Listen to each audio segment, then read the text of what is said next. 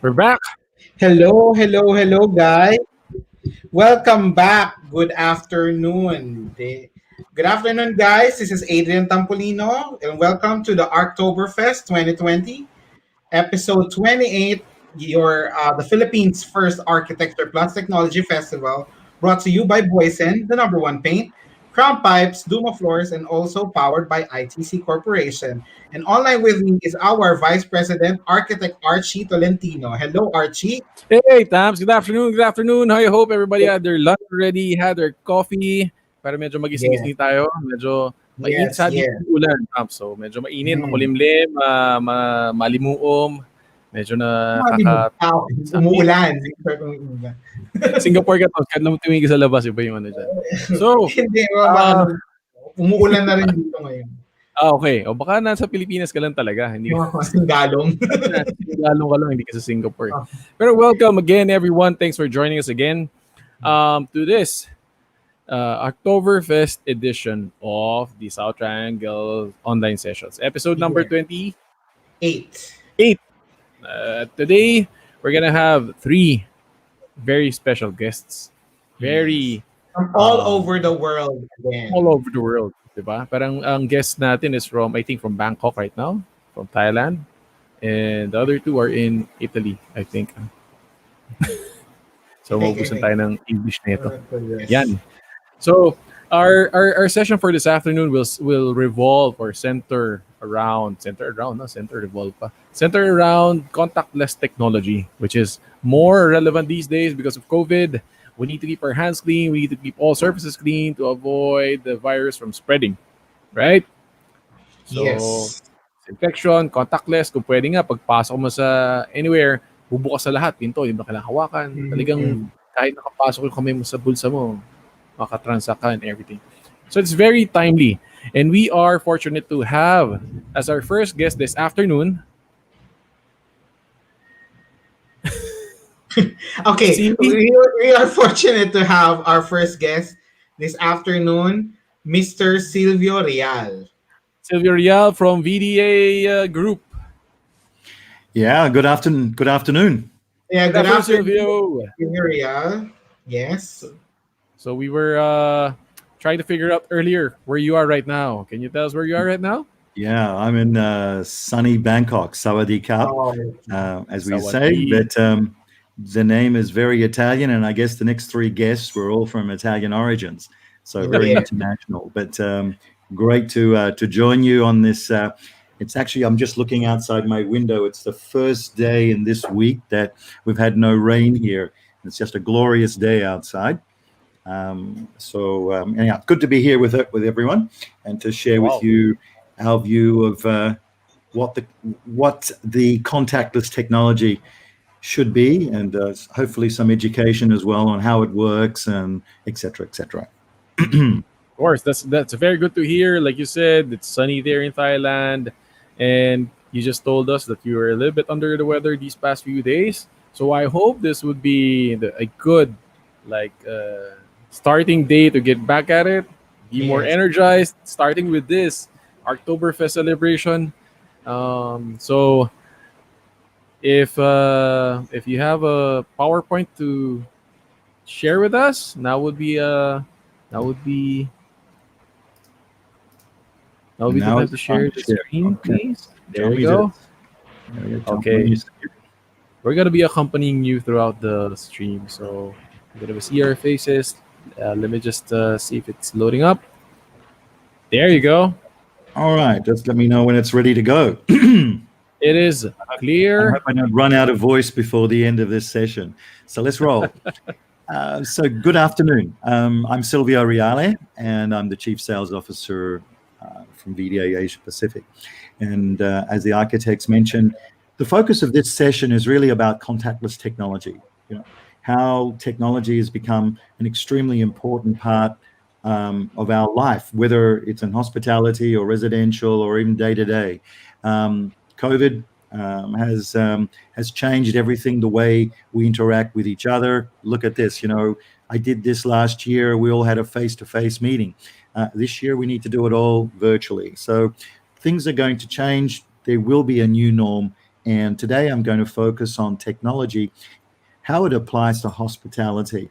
And I'm really going to focus on contactless technology. First up, just a little bit about our company, where we've come from. And I won't spend too much time, but we've been in this business for about 40 years. That's a long time to be in hospitality. And way back in 1980, we started the business, and we already started to bring to market smart room technology. And today, in 2020, or at the end of 2020, going into 2021, our systems have migrated tremendously from being very analog to digital to cloud. So a lot of innovation, a lot of changed over the years. As a vendor today, our presence is after 40 years and 3,500 hotels, we work with all of the international major brands, as you can see there.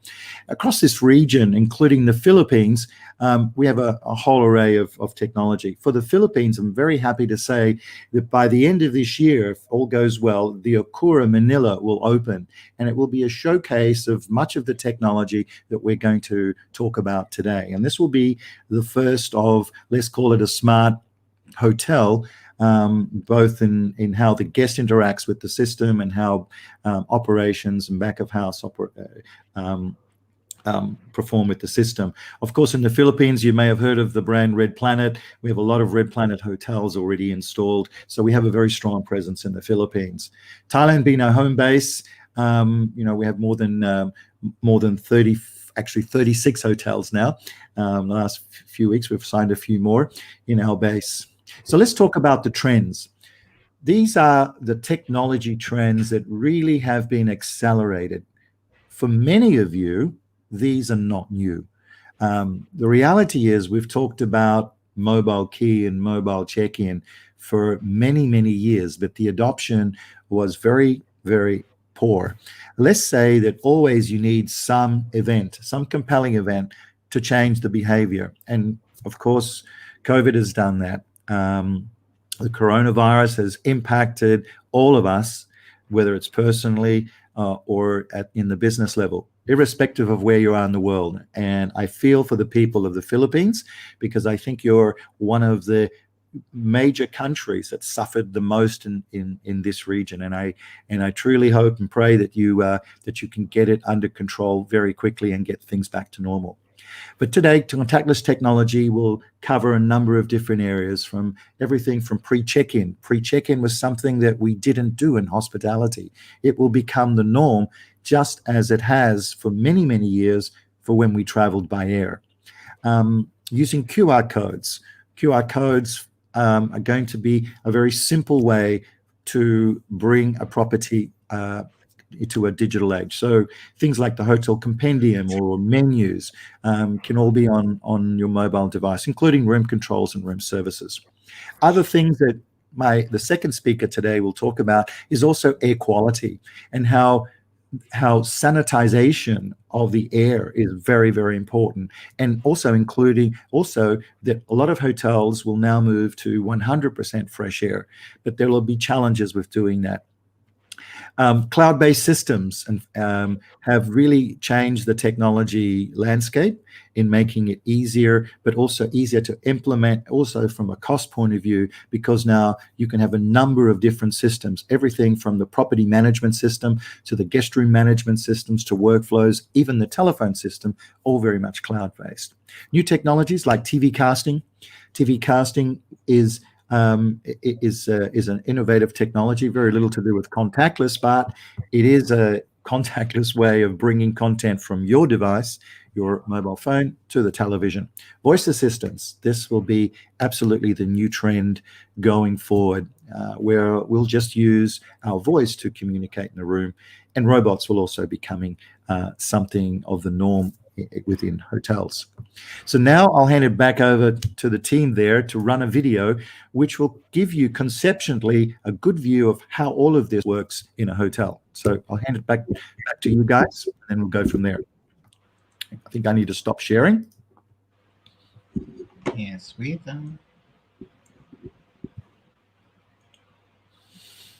Okay.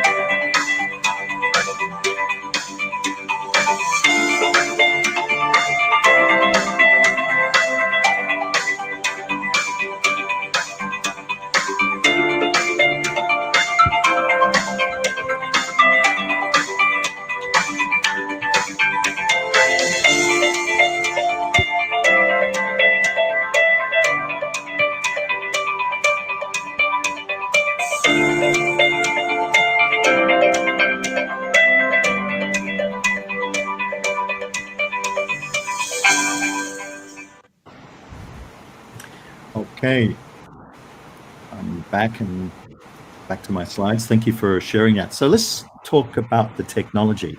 In that video, you saw a number of different texts, but I think you would have all picked up that many of the interactions that a guest has today with the room are different. First up, wearing a mask.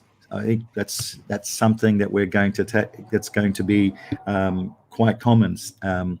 Also, having covers on the remote control or the panels inside the room.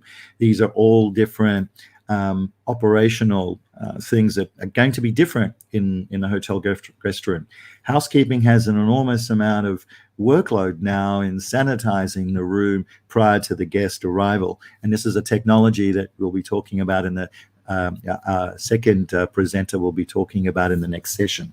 But now let me focus on what an IoT guest room management system is, why you would use this today, and why it has been in place for many years. And now, because of COVID, there is a greater need to make sure that from a design phase point of view that this technology is brought into it. Generally, today, it has three areas. It has the automation, which is items on the left. The automation is to manage the access control, the lighting control, and the air conditioning. Then you have the touch points. And today, one thing I didn't show here, which I should, is many of these touch points, which are switches in the room, will be eliminated. Most of the new projects will need less touch points, or they will be a glass surface, or they can be a mobile device. And then, of course, the entertainment, because these are the three areas or the two areas that a guest interacts with the most. The television, the remote control, can be replaced with a mobile app. The light switches can be replaced with a mobile app or a more sanitized device, which is easier to clean, which is a touch sensitive technology. So these are kind of the two areas that are going to really be impacted the most. First, let's look at what an IoT guest room management system is. What does it do? So in principle, you have a very smart device in the room. I call it the brain of the room. This is the intelligence of the room. And we have been doing this for many, many years. This device is connected to a number of different inputs. Inputs can come from the presence sensing, detecting that a guest has gone into the room, opening and closing of the door, a room temperature sensor, and switches. The outputs of these control lighting, air conditioning, can power up the sockets and curtain control. So this device today also can be wirelessly connected to the Wi-Fi network. So today an IoT device like this can be retrofitted into an existing hotel as long as there's Wi-Fi. And I think that's a given today that there will be Wi-Fi. And also different devices inside the room can be retrofitted, because many devices in the room today can be also wireless devices, either supporting Z-Wave or Zigbee or BLE technology. These are for the newcomers. These are all standard wireless technologies that are used in our industry. The door lock. Everyone is familiar with tapping into a door, going into their guest room, or using an RFID card. The door locks today have become super intelligent, and these are an important part of the workflow.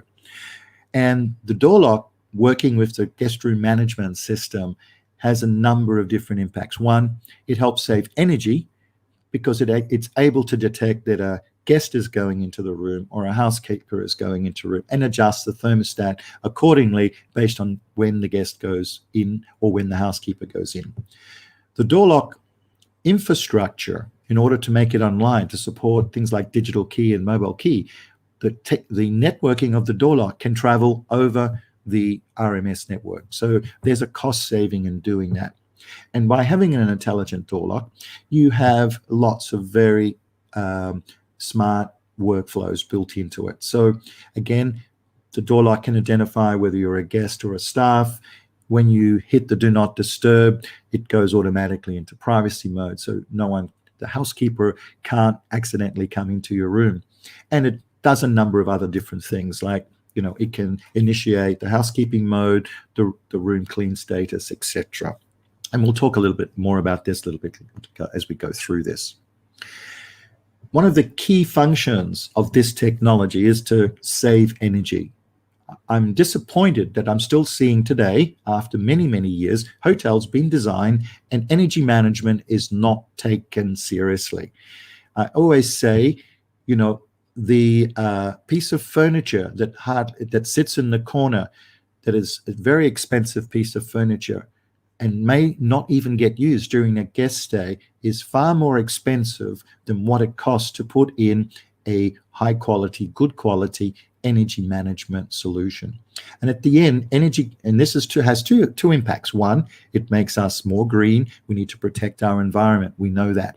But in the end, this type of technology, and although it looks very complicated on the right-hand side, basically says that when you're in the room, you are using energy, whether it's the television or your lighting or the air conditioning. And when you are away from the room, the electricity consumption is reduced anywhere between 30 and 50% when you move from a conventional to a smart energy management system. And I think this is a must-have today in any property as a first entry level for a property. When you have intelligent door locks, you also have workflows that make the system work very automatically. And again, very complicated workflow sheet here on the left, which I won't go through. But basically what this says is this. Today, when you leave the room, the system is able to push a notification to housekeeping that you've left the room. At the same time, on your mobile device, you will get asked, a push notification will say, would you like your room to be clean? Or your room is in cleaning mode. So while you're at breakfast, you might actually see that your room is being cleaned. And then you'll actually see that the room is now has been cleaned.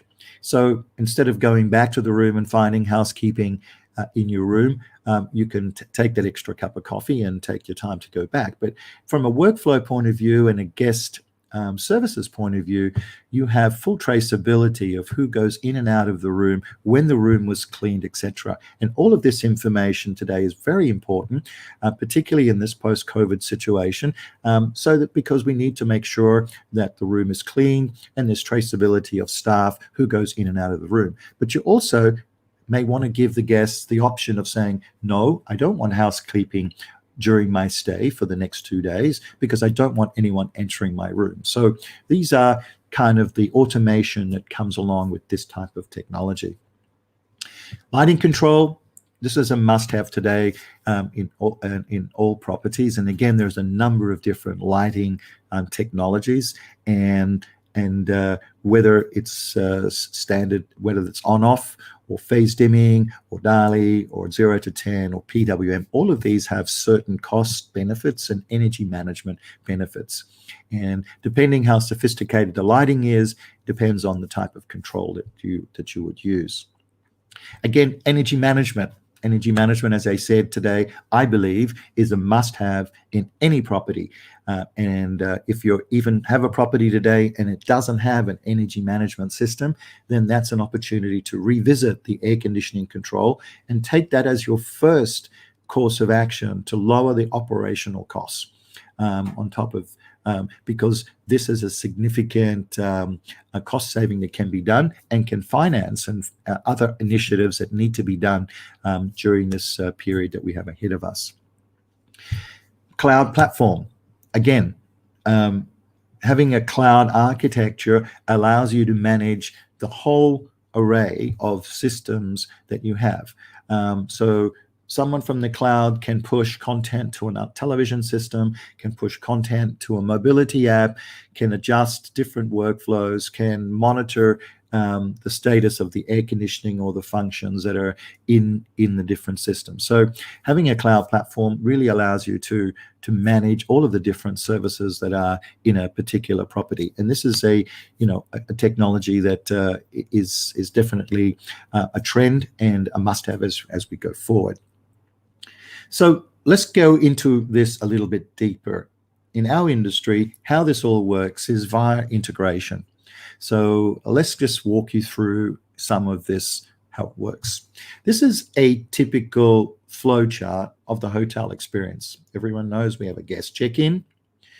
The guest enters the guest room, the guest occupies the room, the guest exits the room, the guest returns to the room, and the guest checks out. And today, this is the normal workflow. Of course, there's other workflows that are added this. The housekeeper goes into the room to clean the room, or when the guest exits the room and guests check out, again, housekeeping goes in, and a number of other different workflows. What I've not overlaid on top of this is what the new norm has added. For example, at guest check-in, now you have the option of pre-guest check-in. You have the option of using a guest kiosk to check in, or you can check in on your mobile app. Again, skipping the reception, which I think will become more a norm than what it is today. So let's walk through. The guest checks in.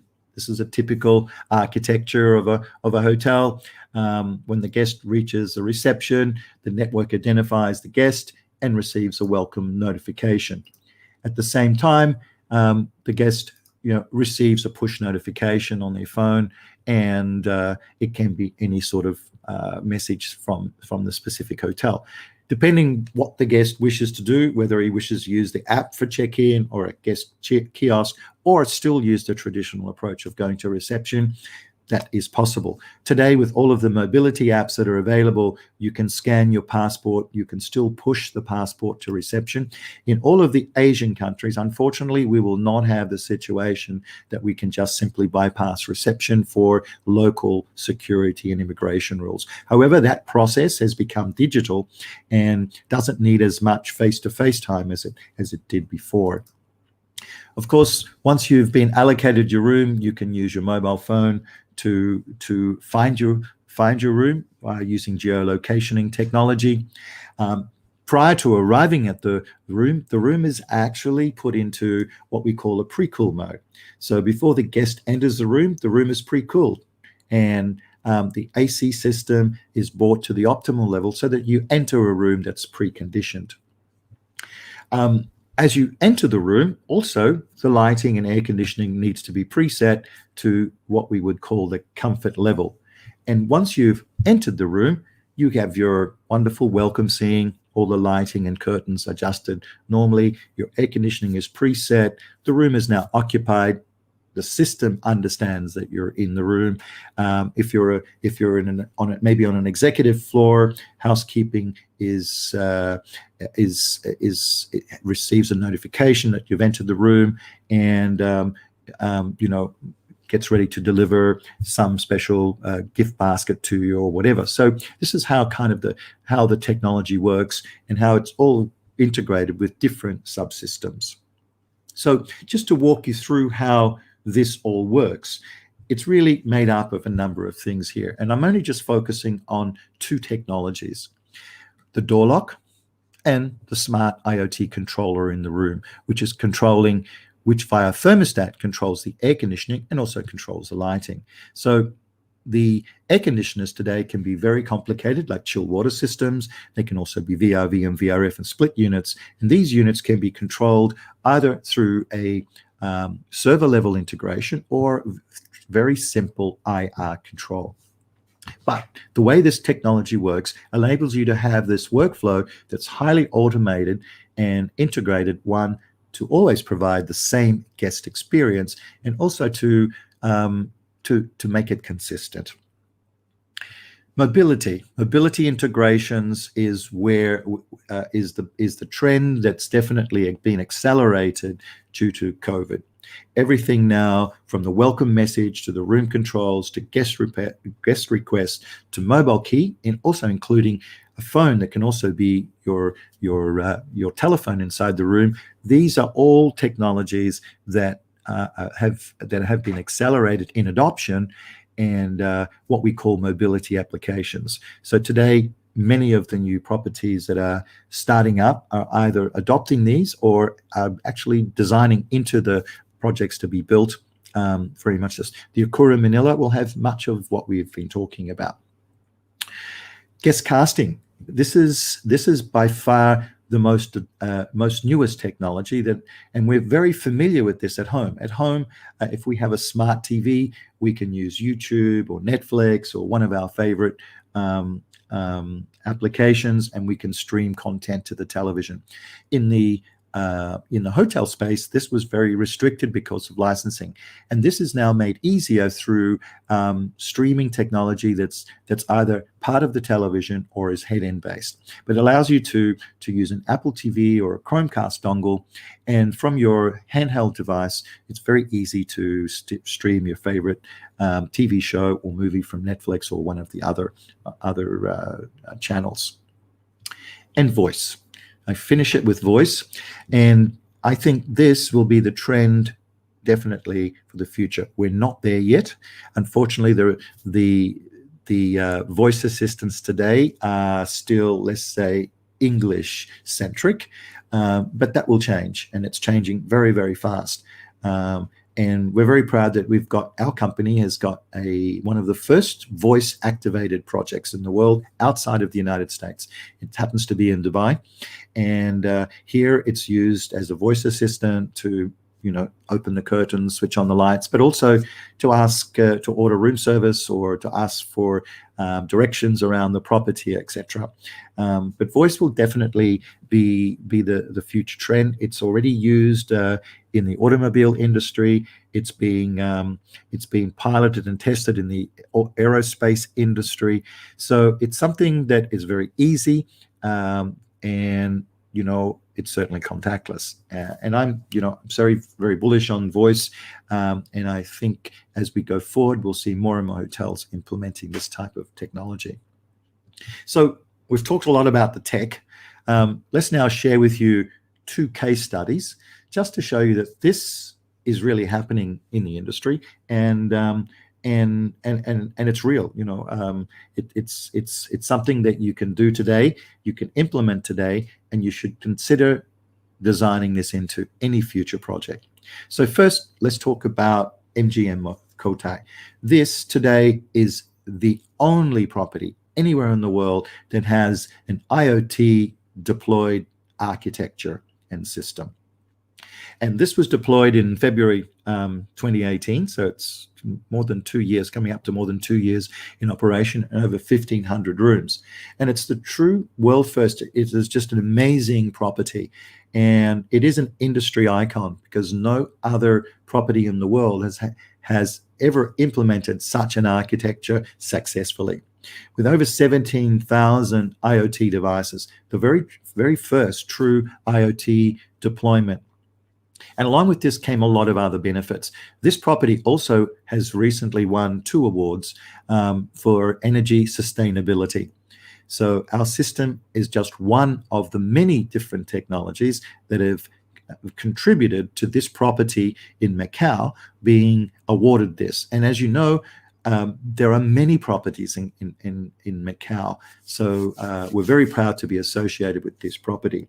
And the first deployment, and as you can see on the right here, the first innovation, and remembering that it does take a couple of years to design and develop these projects, but for this property, the requirement was to have a single device in the room with a form factor that was very familiar to the guests, and that was the mobile phone. So here we have an Android form factor that is used for room control, so temperature, lighting, curtains. It's also the TV remote, so you can also search and navigate the TV without using a handheld remote. And it's also a SIP phone. So it's also your telephone to communicate with the front desk or whatever, all from a single device. So this was what I would like to call the first generation of this type of mobility. But back in 2018, we didn't have COVID. But even so, MGM had the vision and the foresight to see that something like this was very, very useful. And this property also has all glass touch technology. So what we have learned from this property, that since COVID, let's say during this COVID period and post-COVID, housekeeping finds that having installed this technology has made it easier for them to sanitize the room, because it's only a piece of glass in all surfaces, so it's very easy to clean and to keep clean, and the guest obviously would feel very comfortable in that sort of environment. But let's now, and this is just a snapshot of how the technology looks inside the room. So you can see these are all the IoT devices that go into the DB. These are the wall-mounted touch devices, which are also IoT, all wirelessly communicating back to the DB. And this is the handheld form factor that was used by and installed at the property. But now let's move to Generation 2020. And we're very proud that we're opening the very first true contactless, touchless hotel in Bangkok. It was scheduled to open in October. It's been pushed back to December. But this is one of the very first properties that we have in this region that is 100% contactless. Everything from express check-in, digital e-menus, there's a chatbot, but there's also a live chatbot through Facebook, WeChat, WhatsApp, all of the social media chatbots. Back of the house staff ticketing dashboard. It supports mobile key and it supports room controls.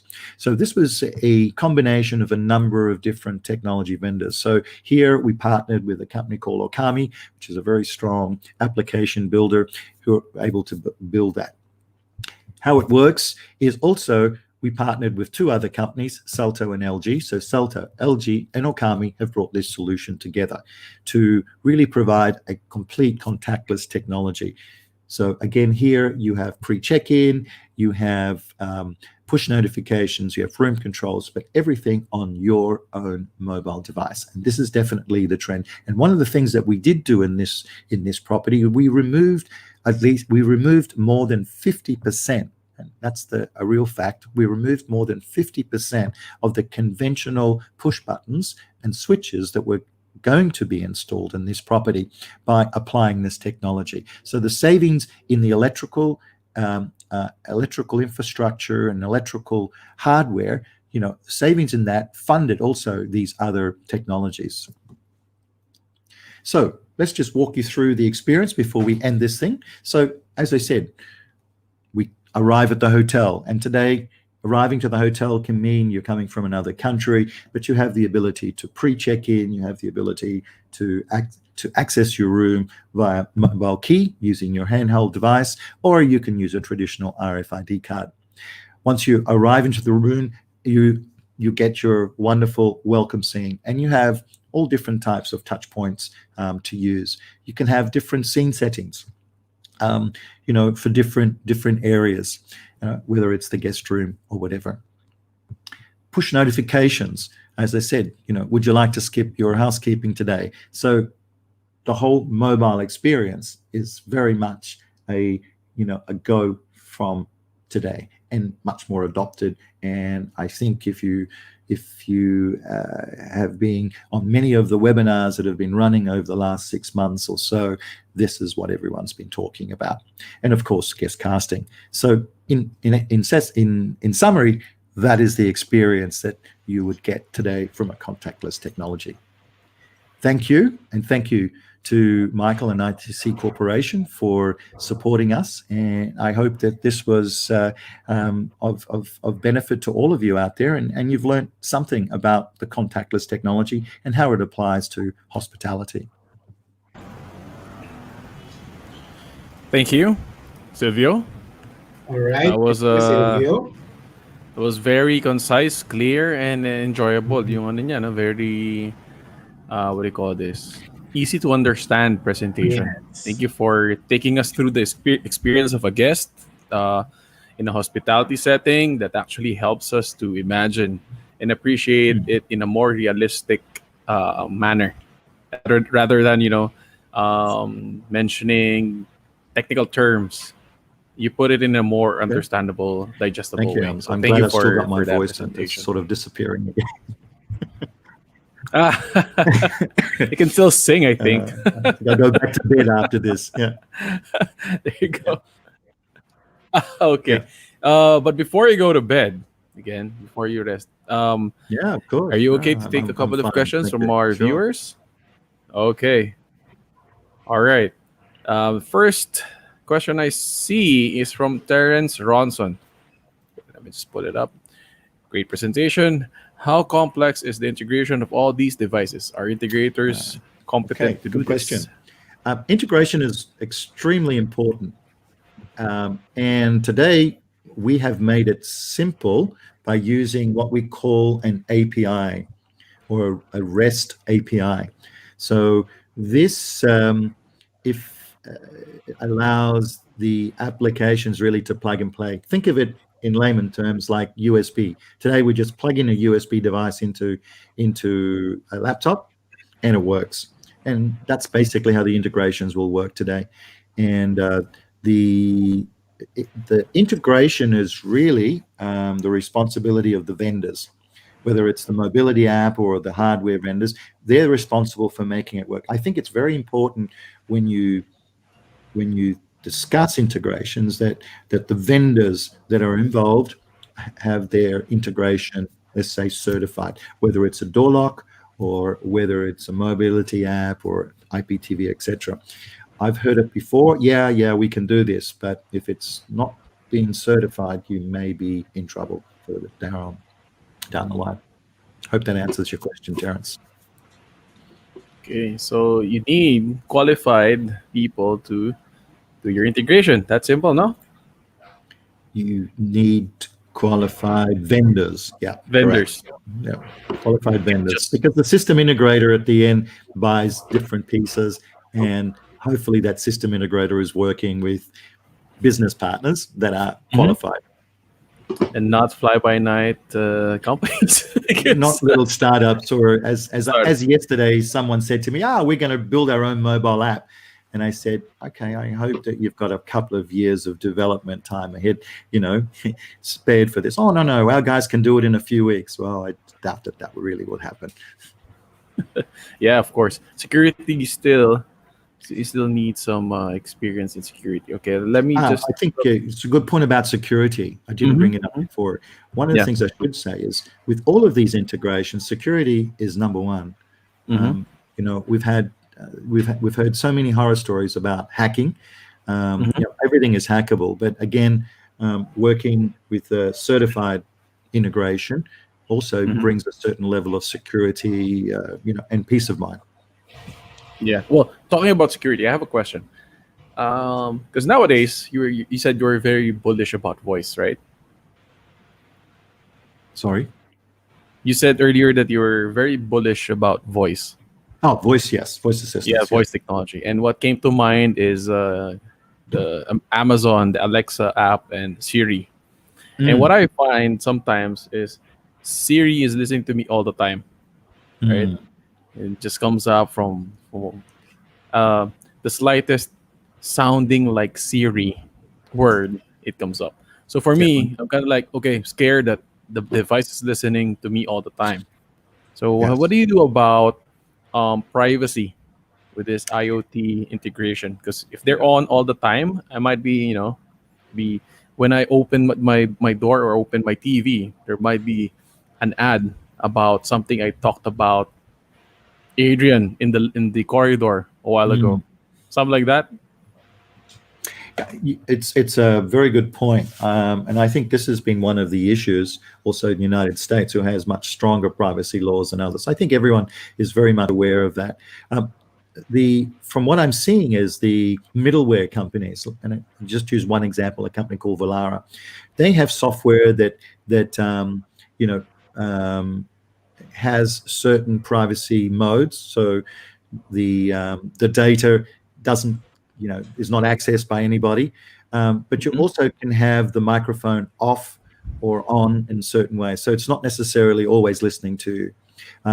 This will be something that needs to be addressed, and as I said, once it becomes a way of life, then I think it will be highly adopted. um, you know uh, there's a I think that's the best way I can explain it, is that Yeah. it will be an issue. It's not. That's why I said it's not there yet. I mean, I Yep. have Google Home, and it's going to talk to me in a minute if I keep saying that. I have it at my home, and I know it's always listening to me because sometimes the TV in my bedroom comes on without me asking it. So, Mm. With the show you want, right? so yeah. But anyhow, these things will get fixed. And Yeah. today, I think it's still it's something to consider. I wouldn't go and and I wouldn't. It's not a mainstream product, but it's something to be considered. Mhm. And piggybacking on that question, Hmm. is it a matter of choosing the right platform for your integration? Like, let's say, you said earlier that IoT devices can be accessed through Wi-Fi, or do I need Zigbee, or do I need a localized network, a secure um, network with an air gap control, or something like that? Is it as simple as doing that for the privacy issue? For I think the privacy issue will all technologies are impacted by that. Um, Mm-hmm. the question you had about choosing the right technologies, there are different. There's Zigbee technology, there's Mm-hmm. BLE technology, there's Wi-Fi technology. I mean, and there's Z-Wave. And really, they're all the same family. They're all cousins. Mm. Different technologies are applied in different spaces. All right. So today, BLE and Zigbee are applied for networking devices like door locks, curtain motors, mini bars, things like that. Right. Wi-Fi is definitely used for laptop connectivity, mobility applications. We all know Wi-Fi, so it's a different. It's also the Wi-Fi handles much more, faster bandwidth, all of those things. We've got 5G coming soon, Mm-hmm. but normally you select a wireless technology based on the application. And Mm. today, our platform from our company can network all the different technologies. So again, that's a decision making. One of the decisions that you'd have to, or evaluations that you have to make when you are selecting, a platform vendor. Great, great. And Okay. let's say for future proofing, if I'm Mhm. designing a building right now, and I'd like to tell the client, okay, I'm gonna endorse you, and then let's use IoT technology. What would be the best format or platform for our client to, like, let's say, keep the technology for the next Mhm. 10, 15, 20 years? Um, I think there's no simple answer to that, but Hmm. how I would answer it is you must do a due diligence on the company. Honestly, Hmm. a company that's just a startup doesn't have a history and maybe has a roadmap on paper. Okay, our Hmm. company has an advantage. We've been in the business for 40 years and we're still in business today. Oh. So I think that's already a good reference point. But I think if you're an architect or designer or an end user, you need to do some due diligence on their company. What is their future roadmap? And what does their current platform support today? And how do I scale up the platform? There are many vendors out there, and they're all good. Everyone makes good products today. However, you when you want to add a mobility application, you want to add mobile key, you want to add some other application, you may have to do what would I call a forklift upgrade. Throw everything away and start again, and which Oh, wow. obviously doesn't happen.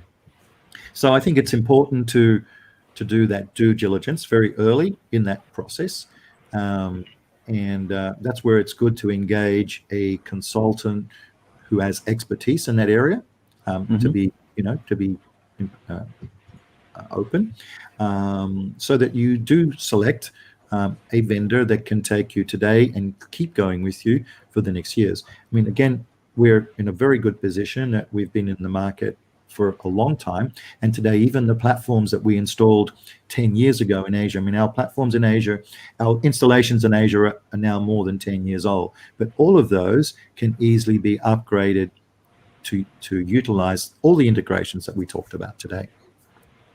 Nice, nice. On the subject of upgrading, we have a question Mhm. from our one of our viewers. Okay, what is the difference in cost if this system is built in the design against fit out design?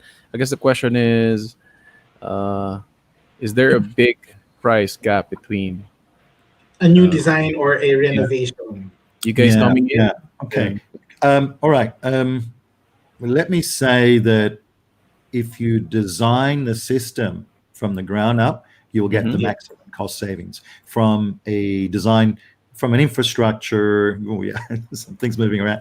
From cost in the infrastructure, cost in the cost reduction in infrastructure, cost in installation, commissioning, and then also all of these systems have a cost beyond the first, beyond the just the first cost. They have a cost to operate. So I think these things need to be considered as well. And today we don't give enough. I tend to feel we're not giving that. It's the time. However, on an existing building, the good news is that today there are retrofit solutions that can just be really plug and play. And I'll give an example. And this is the benefit of standardization. Mm-hmm. All air conditioners work the same everywhere in the world. Mm-hmm. They're 2 wire, 3 wire, 4 wire, 5 wire, low voltage, high, but they all work the same.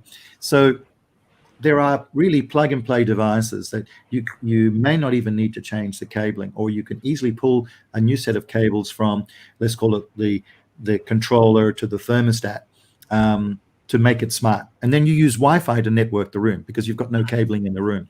So that's there's an answer for both, but the real answer is do it from the start and you will get the maximum benefits. There you go. So invite Silvio and his team early in your project. Okay, this is gonna be the last question. Cool. Sure. Okay. So this is regarding your company's VDA involved specialized only in hospitality buildings, or they can cater to other building functions. I guess most of your examples are hotels, so they're asking if you can use it in other projects. Yeah, let me say that our our focus is hospitality. However, let me say that we also have solutions for hospitals and wellness centers. In fact, we've delivering 2 wellness centers projects, which are very luxurious hospitals in Thailand. So our technology can be used in hospitals. We have a sister company, and I think the third speaker today we'll talk about that is very much focused on residential. Right? Let's say they're a cousin company.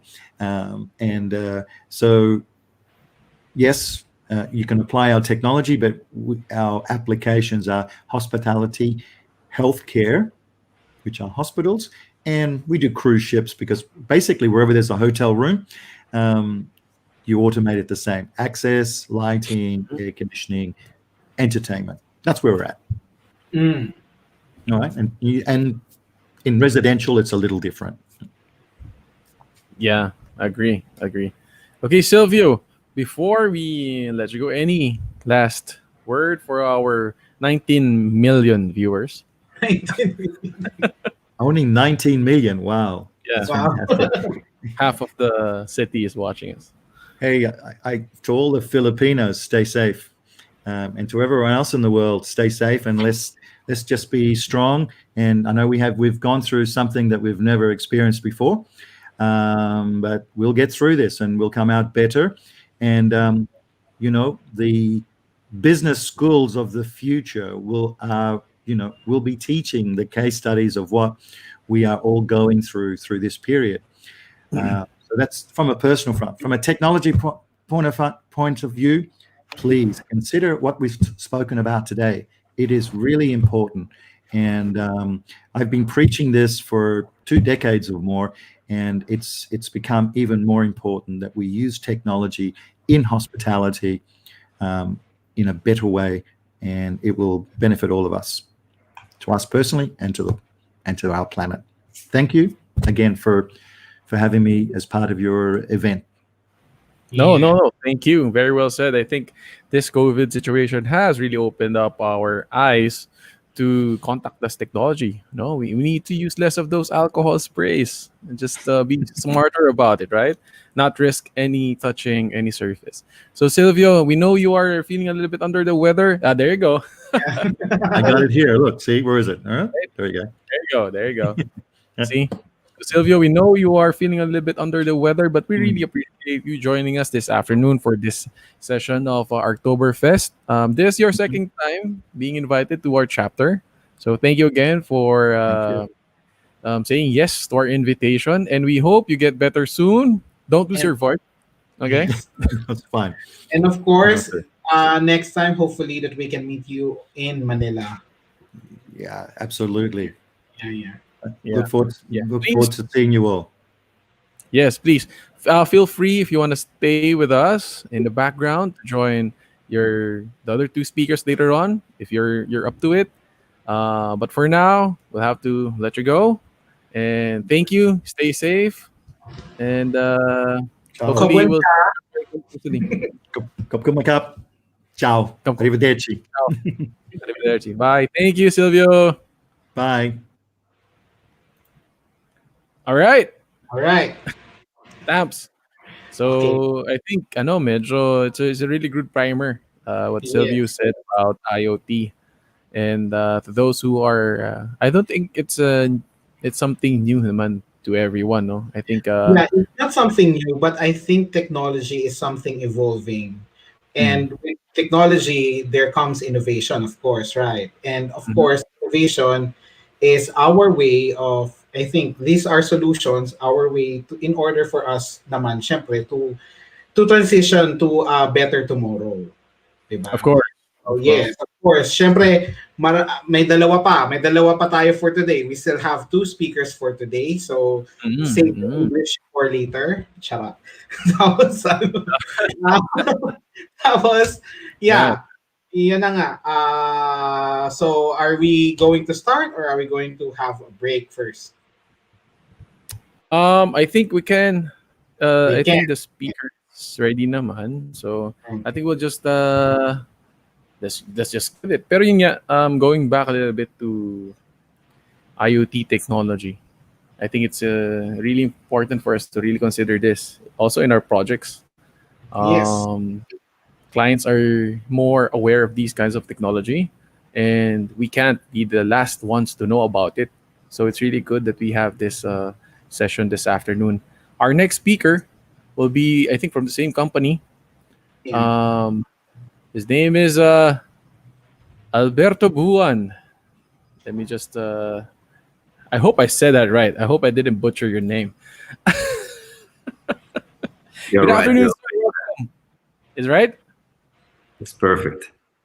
Perfect. Because I kind of butchered Silvio Reale's name earlier, so I apologize, Silvio.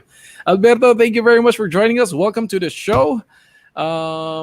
This is the first time you're joining our chapter, right? Our local chapter. Yeah, that's my first time. Yes, thank you for inviting me. Of course, of course. Thank you for making time for us this afternoon. So, Alberto, what are we going to be talking about this afternoon? Today we're talking about something quite complementary to the technology Silvio has talked about right now. Mm-hmm. We're talking about the first automated and unattended sanitization system to kill all bacteria and viruses in one indoor space, whatever it is. Could be an hotel, an hospital, Mhm. residential, schools, whatever you want. So it's a quite new technology which is crossing each other with the blockchain technology. So you spoke a lot before about IoT, Internet of Things. Since few time now there's a new definition which is BOT, blockchain of things. So this new product whose name is HFog, Healthy Fog, is a real BOT device offering a number of advantages. So this is the subject of the presentation to the audience of architects and designers today.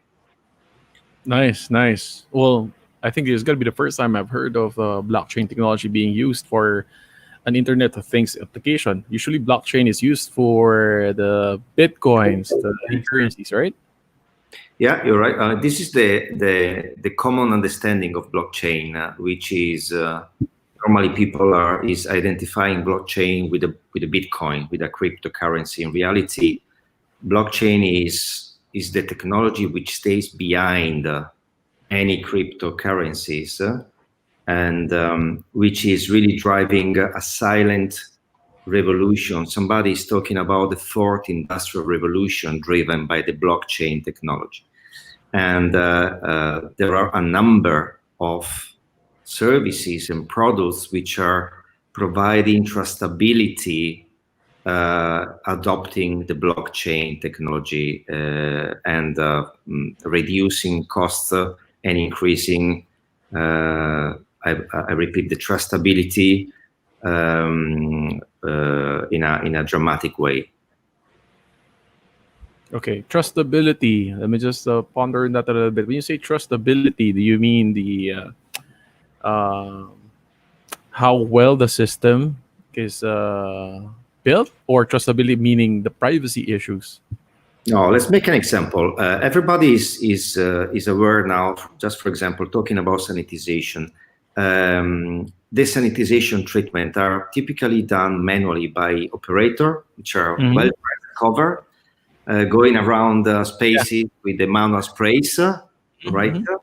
And these sprays are creating small droplets, quite heavy, which are falling down on the surfaces.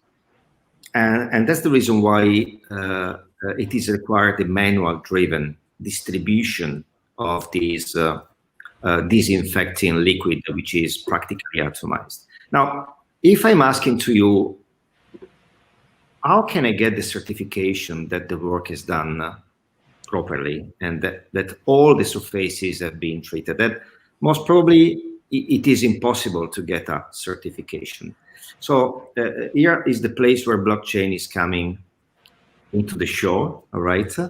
And of course, we have to eliminate the human factor, and we have to leave the process to be run entirely by machines. So what we have developed and designed is a BOT device, which is having a direct communication with the blockchain.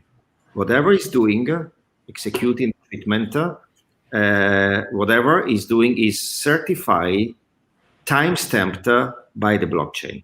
So it is impossible that any human factor, any human error, or any sabotage is jumping into the middle to destroy the trustability that a machine-to-machine communication with the blockchain stamp can provide. So this type of technology and architecture really can certify the performances of whatever you want to do. In our case, we certify the performances of the sanitization treatment. I see. So in this time of uncertainty and anxiety, you provide a reliable certification that Exactly. this area Exactly. is 100% sanitized. No doubt about it, because these machines are talking to each other. Sounds like a Terminator movie. Next Terminator movie. Okay. With that, do you have a PowerPoint to share? Or Yeah. okay. That would be a good Terminator. How many Terminators are there already? Terminator 4. Just 1 second. I have to open the preference to enable. It's okay. Okay. I have to exit from Chrome to enable the sharing. How can we do it? I actually have your presentation. Your we have a presentation. If you like, you can run my presentation, the last one, the number 6. No problem. Otherwise, I have to exit for a while and get back. Okay. If you can Let's run try the it. presentation to me, it will be perfect. Okay. Let's try it through Adrian first. Okay, so for the viewers, today we have 3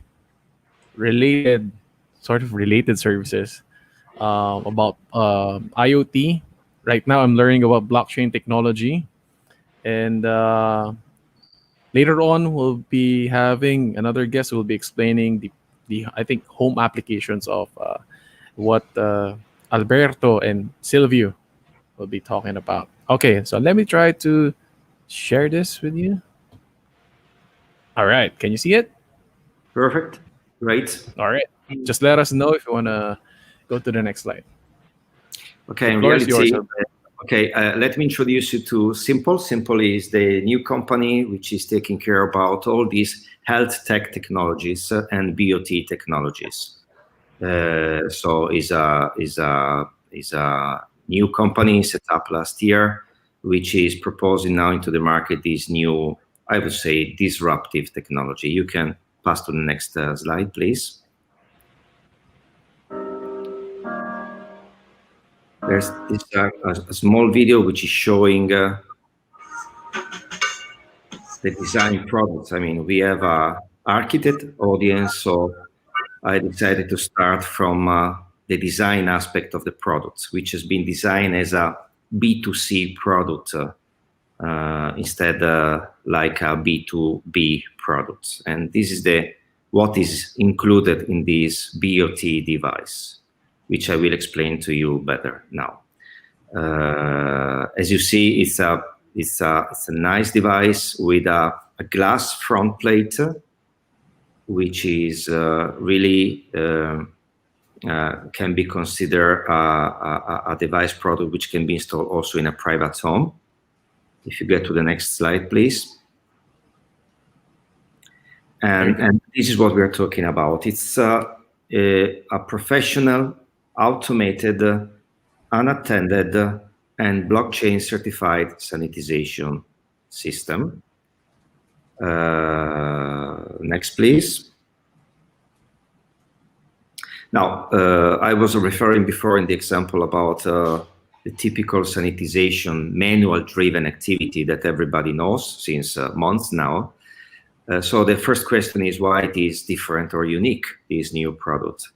And the main difference is that inside of this device, there is a heater, a high temperature heater, which is going up to 200, 220 degrees, okay?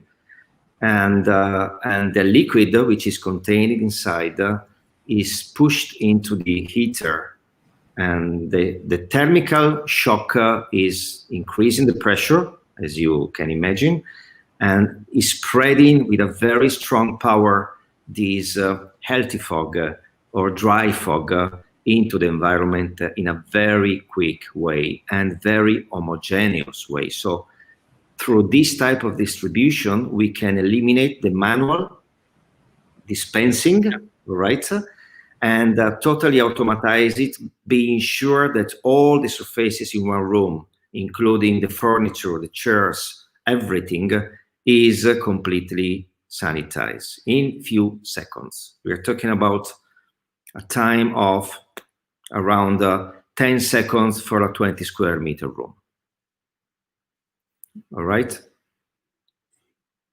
Next, please. 10 seconds, that's fast. Yeah. So in this video, you can see the comparison between the manual-driven sanitization on the left side, which is labor-intensive, and the automated and unattended treatment execution. So in 10 seconds on the right side, we can finalize the treatment. All right. On the left side, as you can see, it is much more longer, the time required, and you can. It's quite intuitive that it's much more expensive and not certifiable, as I mentioned to you before, because nobody can certify that all the surfaces has been treated in the proper way. This is just a first reference of the cost, but we will speak about the cost of this treatment at the end, because I want to focus on the technology and the design aspects of this solution.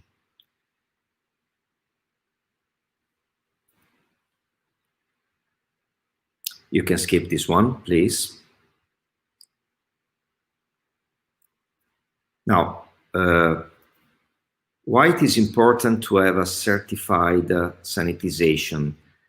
First of all, because there's a complete different liability profile for the operators or owners of shops, hotels, schools, or whatever, hospitals. So through this type of sanitization, we can really protect customers, users, and employees of the company. And as I mentioned before, this is the only technology which cannot be cheated by human errors in good or bad faith. All right. If you go to the next step, you will see on the right side the sticker which can be applied outside of the shops on the door, or outside of a congress room, or outside of the hotel. And the QR code you see there, if the people attending this meeting would like to play with it, they can simply take a picture of the QR code and they will get directed automatically to the blockchain certificate, which is certifying all the details about the last sanitization treatment executed. Who did it, when it happened, how much lasted, which type of sanitization liquid has been vaporized, which quantity, and all of these details. So it's a total transparent technology. Next, please. You see here the device installed in one, for example, hotel bedroom on the upside, on the left upside. And this is a quick resume of the highlights of this solution. So each device can treat up to 150 square meters area. As I mentioned before, 10 seconds for 20 square meter room. So for 100 square meter rooms, you will have 50 seconds. So less than 1 minute treatment duration. 100% of the surface is treated, certified. Inside of the product, there is, we call it a smart bag now, which is containing 2.3 liters of sanitization liquid based on hydrogen peroxide, which is universally recognized for its performance against bacteria and viruses. So one bag for a 20 square meter rooms is lasting for around 75 treatments, so quite a long time. We call it smart bag because also the smart bag is having some blockchain technology inside.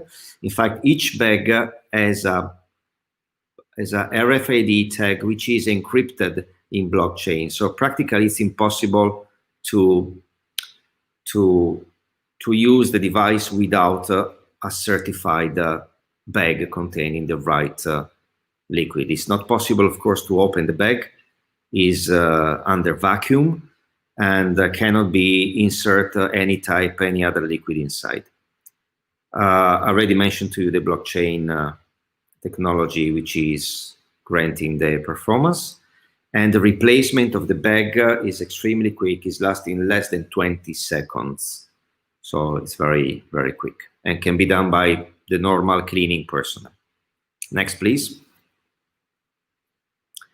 Obviously, the device is totally driven by an app, the HFOG app. So all the cleaning operators or the person in charge of the cleaning of the rooms have this app. Through this app, they can track and trace all the steps of the cleaning. And starting with the start of the cleaning process, manual cleaning, which has to be done in any case before the sanitization will be started, and then it will let the operator starting the treatment after he has or she has closed the windows of the room, maybe open the door of the bathroom if there is a bathroom connected, close the door of the room, and confirming that there is nobody inside of the room. After this checklist is toggled, the start button appears, and by pushing the start, the machine is executing the treatment in a few seconds. After this treatment, there is a sedimentation time, so the time required for the fog to fall down on all the surfaces, which will be between 10 to 15 minutes. And then to get the 100% of the performances, there will be another 40 minutes of waiting time with a countdown on the app, which is indicating when the room is available to get in. So the complete process is totally automatized and managed by the app. Can go next, please.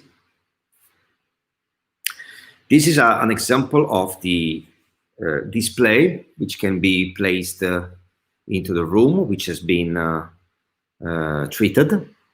Is explaining that the room has been sanitized with HVAC technology. And again, the QR code is allowing anybody, users, people participating to a congress, a guest of the room, people going to school, whatever you want to take a picture and get all the certificate in blockchain with all the process totally described and certified. Next, please. This is actually the blockchain report, which will appear on the mobile phone, which is tracing and explaining with a timestamp of blockchain. You see each single step of the cleaning procedure and sanitization procedure. There's a point here which I'm referring to, which is the non-toxicity of the treatment. Which is quite important because for, let me say, liability reasons, we say that it's important that nobody remains in the room during the treatment. But in reality, there is a study we have commissioned to specialists, doctors, microbiologists, chemical team, because the quantity of hydrogen peroxide we inject into the environment is something like 0.016 grams per cubic meter, and 0.048 per square meter. So it's a very small quantity of active principle, which is much below, more or less 100 times below the threshold of warning, which is 3 grams per cubic meter for the operators who are doing manual treatments using, most of them, hydrogen peroxide as well. All right. Next one. This is an extract of the certification run by a certified laboratory, which has been executed the test with our sanitization liquid and machine. It's a laboratory accredited in Italy and under the international standard ISO 12075 for those who are interested to get some more detailed information. As you can see here, the test has been executed on different materials and with different levels of contaminations. And on the right side, on the yellow column, you see the results in terms of reduction of bacteria, which is between 99.9% to 100%. Next one. These are the dimensions of the device. As I mentioned before, we are using high technology materials. All the device is made of plastic, except the front panel, which is a beautiful piece of glass with a silk printed image behind. The total weight is less than 7 kilos. If you see around the internet other type of similar devices, the average weight is between 25 and 32 kilos. So it's an industrial device, which is very heavy, very difficult to hang. And another big achievement on which we have also some patents is the energy consumption of this device. Although there is a high temperature heater inside, the efficiency of the heater is so high that we can leave it switched off all the time. And in this mode, the consumption is less than 1 watt.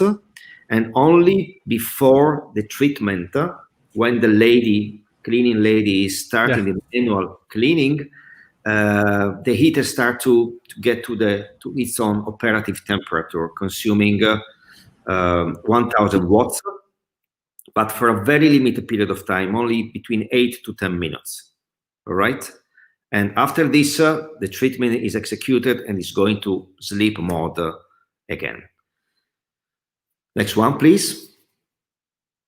This is the smart bag I mentioned before. So this is the bag which is contained inside of the device. There is a small drawer which is going down in the bottom part of the device. And there is a plug and play connector, as you see, which is make very easy to connect the smart bag to the small pipe which is inside of the machine. So super easy handling of these bags, long duration, and easy operation. Next one,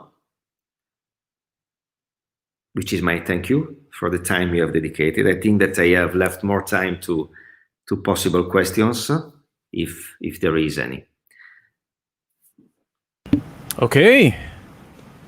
Thank you very much, Alberto, for that short presentation. Very short and sweet, but really learning a little bit more about blockchain and its upside of having a blockchain system versus a typical cleaning lady. Right? So, okay, I have a question while we were showing the product. Oh, tams nakamute ka yata. While you were showing the product, Sorry. I can't help but think, that the application of this technology would be better, or would be better suited to public areas like arenas, churches, something that people frequent, wherein you can't really certify in a normal way that everything has been cleaned or sanitized. So have you looked at those kinds of application, or is this technology, this Mister, not applicable for that kind of an application, a large area?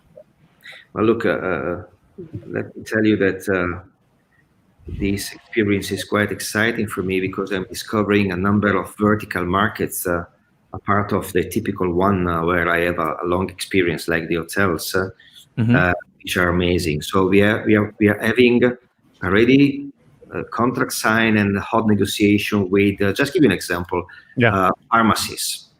Yes. We are dealing with thousands of pharmacies now through companies who are providing medicines every day to pharmacies. Yes. We are proposing to them, for example, we're talking about more than 10,000 pharmacies only in Italy, the rental model. So we are not even selling the device. The real business and the real advantage for the pharmacies or any type of shop in reality is that they can simply pay the smart bags, the liquid, which is equivalent of 0.13 euros, which is nearly 7 Philippine pesos per treatment, per square meter per treatment. So it's a very small amount of money. It's a very quick treatment, but they can put outside of the pharmacy the sticker. This pharmacy, you are entering into a 100% sanitized environment. And, in the pharmacies, there are also a lot of the products shown on the shelters. And this healthy fog is sanitizing everything, also all the things that you are touching. So we are dealing with cinemas. How can you sanitize a cinema hall? We are dealing with TV broadcasting and radio studios, which after every guest is interviewed, they have to stop to change the studio, sanitize, people has to come, disruptive intervention. We are dealing with schools, universities, of course, hotels. Hotels are quite interesting because they can have the possibility to have an hybrid mix of devices. So this device, as you can see, has been designed to be fixed on the wall. But now we are also issuing a very nice design trolley Oh to wow. make a mobile device. So the first hotels we sign contracts with are typically choosing for the big rooms and Yes. communal areas the fixed device. And for the very small rooms, maybe single rooms, they decide to treat them with a mobile HVAC device. This is reducing drastically the capex for them if they decide to buy the machine, and in case they decide to have a free rental proposal, they will have, of course, some device moving for the small rooms, maybe massage rooms, the spa rooms where maybe a single device is oversized, all right, and they can keep the fixed machine into the big rooms. You mentioned churches, you mentioned arena, all right. We have executed tests with the indoor spaces with 3 to 4 meters ceiling, and we got certification in this kind of environment. Arenas, closed arenas, and churches are a little bit understudy now because we have to understand the type of ventilation which is in these big spaces, because it may be that a ventilation doesn't allow the HVAC to go down through the gravity force into the surfaces. And I repeat, we are certifying the treatment of surfaces. We are not treating the air. Okay, and this is one of the biggest misunderstandings about the people, because they feel and they think that the viruses are flowing on the air.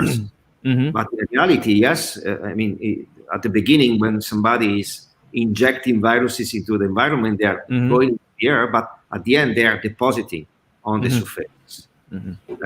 So HVAC is treating surfaces. Whatever you touch is absolutely certified as 100% sanitized. So for the churches and arenas, we are still studying how to tune the dimensions of the droplets in order to be sure that they drop down even if there is some ventilation. So at the moment in time, I cannot take commitment on these big areas with high ceilings, but with the indoor rooms with ceilings up to 4 to 5 meters, we have done all the tests and certifications. Nice. And you mentioned about the particle size, right? Because I've been trying to research about these machines also, the misters, the foggers, the electrostatic machines. Your product is more on a mist, not or is it a fog? No, it's a steam. It's a high temperature steam where the dimension of the droplets is much smaller than the dimension of the droplets generated by electrostatic devices of the most common devices available on the market now. To be honest, we didn't be able to measure so far how big are these droplets, but because of the thermal shock we are exposing the liquid, which is quite 200, 220 degrees, the effect or the demonstrations that the droplets are very, very small is that you don't have any residue left on the surfaces, no humidity. So the biggest problem of the manual treatments is that when you spray it on keyboards, computers, USB ports, after a number of treatments, they stop working. Why? Because the level of humidity, the dimension of the droplets is too big, and it's damaging the electronic devices. With this technology, you can touch after the treatment, you don't feel any humidity. So it's and the speediness of movement of the particles, so it's like high temperature gas is spreading very quickly and everywhere. So this is the killer factor of this technology. Of course, it's not easy to maintain the performances of hydrogen peroxide heating it with such high temperature. So there are some interesting technical solution within the heater. And maybe this is the reason why this is maybe the first product of his type introduced into the market at worldwide level. Nice. So there's another question, but I think you already confirmed that the chemical is hydrogen peroxide. Yeah, exactly. Right. Okay. Here's another question. Okay, Go, but Tams. in terms of chemical composition of the steam, like my chapter mates are asking, how do you actually seek from country to country the certification in order for you to the certification of the chemicals for to operate in such countries? Let's say Yeah. Italy. Let's say in Italy, it's the composition of the steam is acceptable, but would that probably pass in Bangkok or in Manila? This is a very technical and good pragmatic question. Okay, first of all, the liquid is really a basic liquid. Is water and hydrogen peroxide with some stabilizing components. The chemical company manufacturing this liquid is a company with 170 years of history, which is selling into 55 countries around the world. And so it's a very high reputation. What we did, our added value was to certify and make all the tests of this liquid after it has been vaporized, which nobody did it before. In terms of authorization to import these bags, there is a custom code which I can share with you.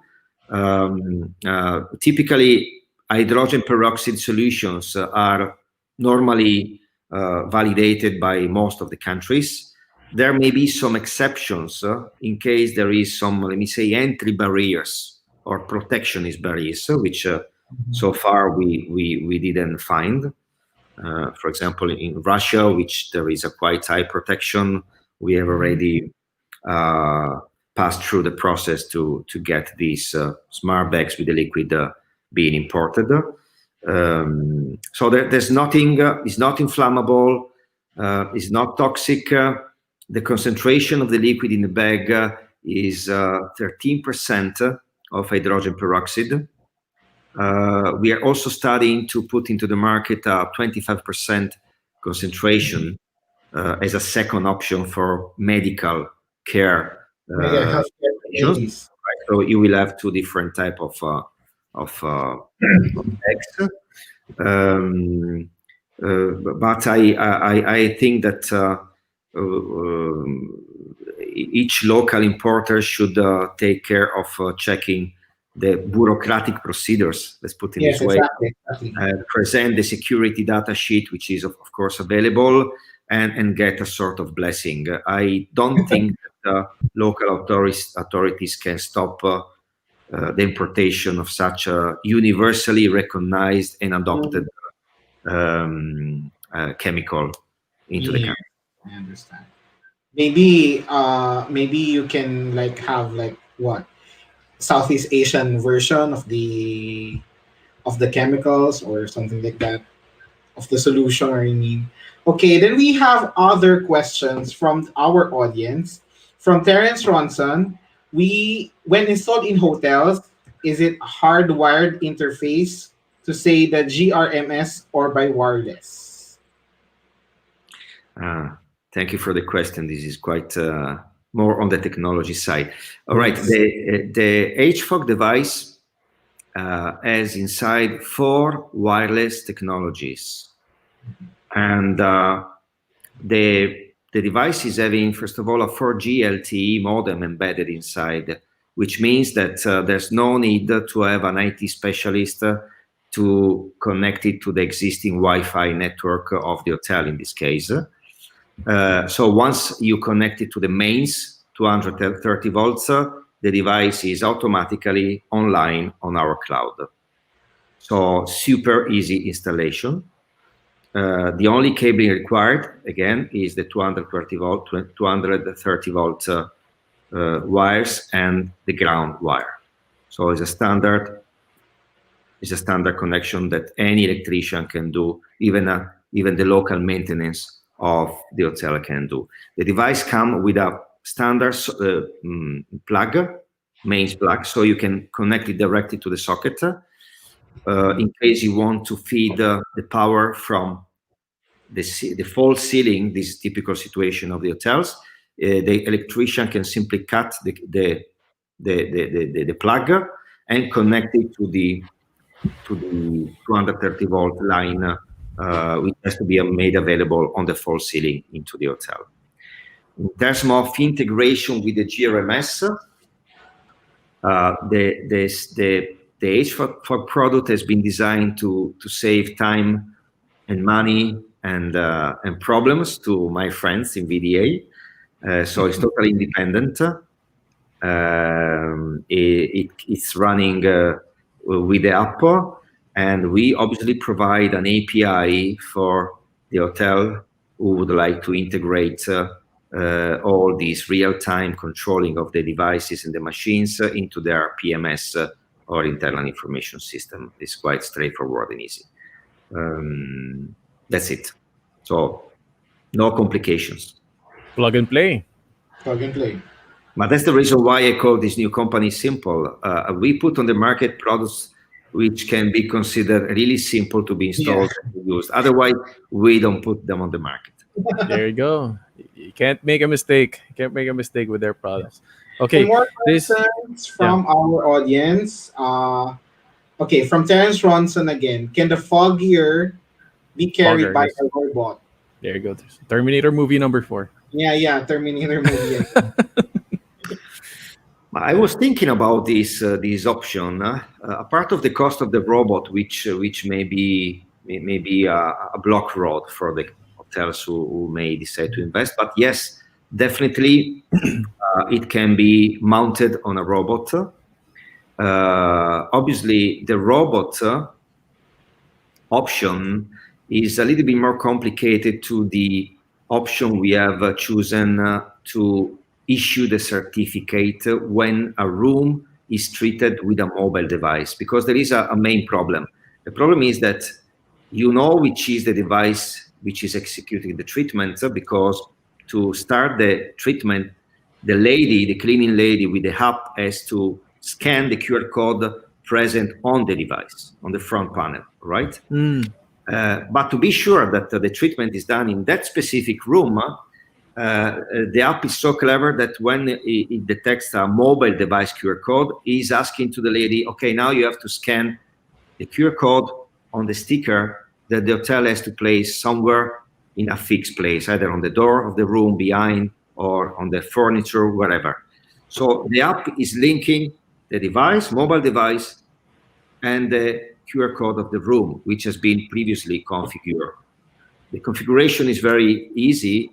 Anybody who is making the configuration has to input 3 information for each room or for each device. The surface of the room in terms of square meter, the height of the ceiling, and we call it a population factor of furniture, tables, and chairs. So it should be input a percentage between 0 to 100%, which is representing the additional surface area, chairs, and everything which are into the room. With these 3 parameters, which has been input only once at the initial configuration and commissioning, the device is automatically calculating the quantity of liquid to be vaporized to be in line with the certifications and test procedures that we have certified. This is the easy method which doesn't require a robot. But if there is a robot system and which can have inside already all these parameters in his database, definitely yes, it can be mounted on the robot and interface, of course, with the software handling the robot devices. Nice, nice. So basically, with more furniture inside the space, there's more surface area to disinfect, more different materials. So this each fog machine calculates and tells you need this amount. So there needs to be that data. And I know also notice that you have to mount it at a certain height or Yes, typically when the device is fixed, we suggest to mount it at 1.6 meters, the basement, in order to let the operator to easily replace the smart bags without taking a stair. I see. I In see. So it's reality, pretty it's not that high. It's not that high, it's not 1.6. that high. You can install it very high, but when you have to replace the bag, you have to take a stair, or you just install it at 1.7, 1.6 meters, so you can taking down the drawer, replace the smart bag, push him back, and that's it. Yeah. On the same topic, how long does it take, like let's say for your normal installation, normal use, how long do we need to replace the cartridge of the It depends by the size of the room. The bag has a 2.3 liters Mhm. capacity. Mhm. The liquid to be vaporized is 1.5 milliliters per square meter. So if you have 100 square meters, if you have 100 square meters, you will need to have 150 50. milliliters, Yeah. which means that the duration of the smart bag for treatments in a 100 square meters room is 150 times 2,300 is sorry, 2,300 divided by 150 Yeah. is 15 Yeah. treatments. All right. For a 20 square meter room, it's a typical hotel room where Terence is a very high knowledgeable consultant. Uh-huh. Is at 75 treatments. So considering the occupation average of hotels, if you put it at 65%, maybe with two nights of occupation, it means that the smart bag has to be replaced every 6 to 7 months, only Wow. two times per year. Yeah. Wow. It's very convenient considering that you really want to lower the capex of these kinds of disinfection Look, procedures. the cost of a treatment of an hotel room of 20 square meter is in terms of consumables is less than 0.6 euros. So 0.6 times 57 is less than 34 Filipino pesos. Peso. Wow. Wow. It's like one fourth a Starbucks coffee. Yeah. But So it's the only, and you get that included in this price. You get the certification in blockchain and all the software running. There will be an additional small fee for the software license of the system, which is around 6 euros per room or per device per month. And this is covering all the cost of the software license, the technical support, the blockchain cost, and yeah. everything. All right. Yeah. But Yep. overall, the cost is compared to any manual No, sanitization no. is dramatically lower and is not disruptive. You don't need to have people dressed going with machines into the rooms, staying for a long time. It's really a big revolution into the Yes. sanitization industry. Yes. And I think you talked about this earlier. I think with the times, no? I think it's very important for people in the hospitality industry, not only in the hospitality, I think also in the food and beverage industry. You need Yeah. to um, sort of tell your customers that you're doing your best and the spaces that they are entering are well sanitized, are well cleaned. There's no need to fear COVID, and we can resume. I think that's the most important thing. If you have this device with your badge, you can somewhat resume business again, and then make your guests more, what do you call this? Ensure that they are staying in a safe place. I think Yeah, that is the most important thing. this is the key point. In reality, you mentioned the restaurants. We are having negotiations also with the restaurant chains. Mm-hmm. In the restaurants, there is a specific argument which we are investigating, which is the compatibility of this HFOG with the food, right? Food, yeah. Although the quantity of active principle is really minimal, we have asked to our specialist consultants to carry out a study to understand if we can really say that the food can be left open also during the treatment.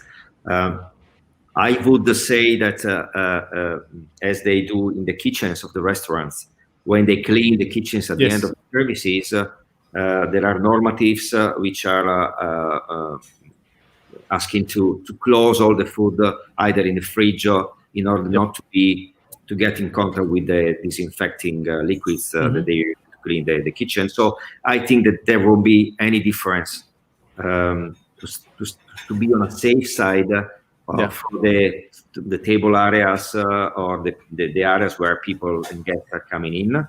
So in principle, I would say, yes, you can treat also restaurants, but the condition that the food is in its original packaging and is not exposed directly to the fog. But again, we are studying if there is a quantity of active principle which can spread also on foods without having any kind of implication. We are waiting for the results on this study. Agree. And I think this is where some of us architects can also help in implementing, in planning for restaurants. If in the first place we will be planning to apply something like this, then we will be more aware between the separation of the dining area and the kitchen area, separation of the places that you want to disinfect with this HFOG machine. Yeah. So you'll be able to close the area if you want to disinfect it, sort of like creating partitions between spaces. Like let's say, okay, let's let the diners come in on this space only, and then we'll disinfect this area. Maybe. So in a way, we can do something like that. This may be an interesting argument for architects to see how they can adapt the layout of the interior design in order to make it compatible with automatized sanitization systems. Let's put it this way. Yeah, this is a good point. Yes. I mean, I'd rather have this than have those acrylic partitions between our tables and our guests. Exactly. Right. Okay. Tamps, do you have any more questions? I don't have any more questions, but from the audience, Sir Noipi is asking any color variant for the HFOG system for the device. Okay. The case, the plastic is made of a special plastic, which is painted in Reale 9002. So it's a very neutral color, which can be installed in every place, on the walls, everywhere. So it's very neutral. The front glass, on the contrary, can be fully customized. We can customize the colors. We can put the logos of the companies. We can put the logos of the sales partners. For example, we are dealing with some cleaning companies who would like to have their logo on it. We are putting logos with, for example, gasoline stations who they want to put there in their let me say room where you get to get in to pay or to buy some food. So it can become also a device which is conveying the communication of our customer. The hotels, of course. So the glass, from a technical point of view, for the architects, is a piece of tempered glass, which is silk printed in the backside. All right. So we can create custom projects, of course. For one unit, maybe it will be quite expensive, but if there is a minimum quantity, it won't affect so much the cost of the product. Nice. So basically, any treatment you can do with glass, we can do with this device. Yeah. Right. Nice. Okay. Alberto, it's a pleasure talking to you and hearing your presentation. Before we let you go, is there any last word that you'd like to say to our 16 million viewers? 16. No, I really wish that the big effort, the team we put together to create this innovative technology and design product will give its own pragmatic and concrete contribution to create safer environments into this crazy period for all of us. And I'm glad that I have put all my experience of the last 30 years, having worked together with Silvio for many years, having been a co-founder of the VDA group, into a different industry, which is taking care more about the safety and healthy life of people in any type of indoor environment. So this is really my wish, and I hope that the architects who are watching, or the consultants who are watching this video, will contact me for any further clarification. I repeat, we are on the market. We are starting delivering products in already first week of December this year. And we have already the production of the first 2 months of next year already mostly booked. So it's quite exciting times, and I hope this will help people to be more comfortable when they get into public areas compared to the actual situation. Nice. Well put. This has been Alberto and Silvio's life's work already for 30 years, 40 years. I got these guys have been in the industry for an eternity. So it sounds like.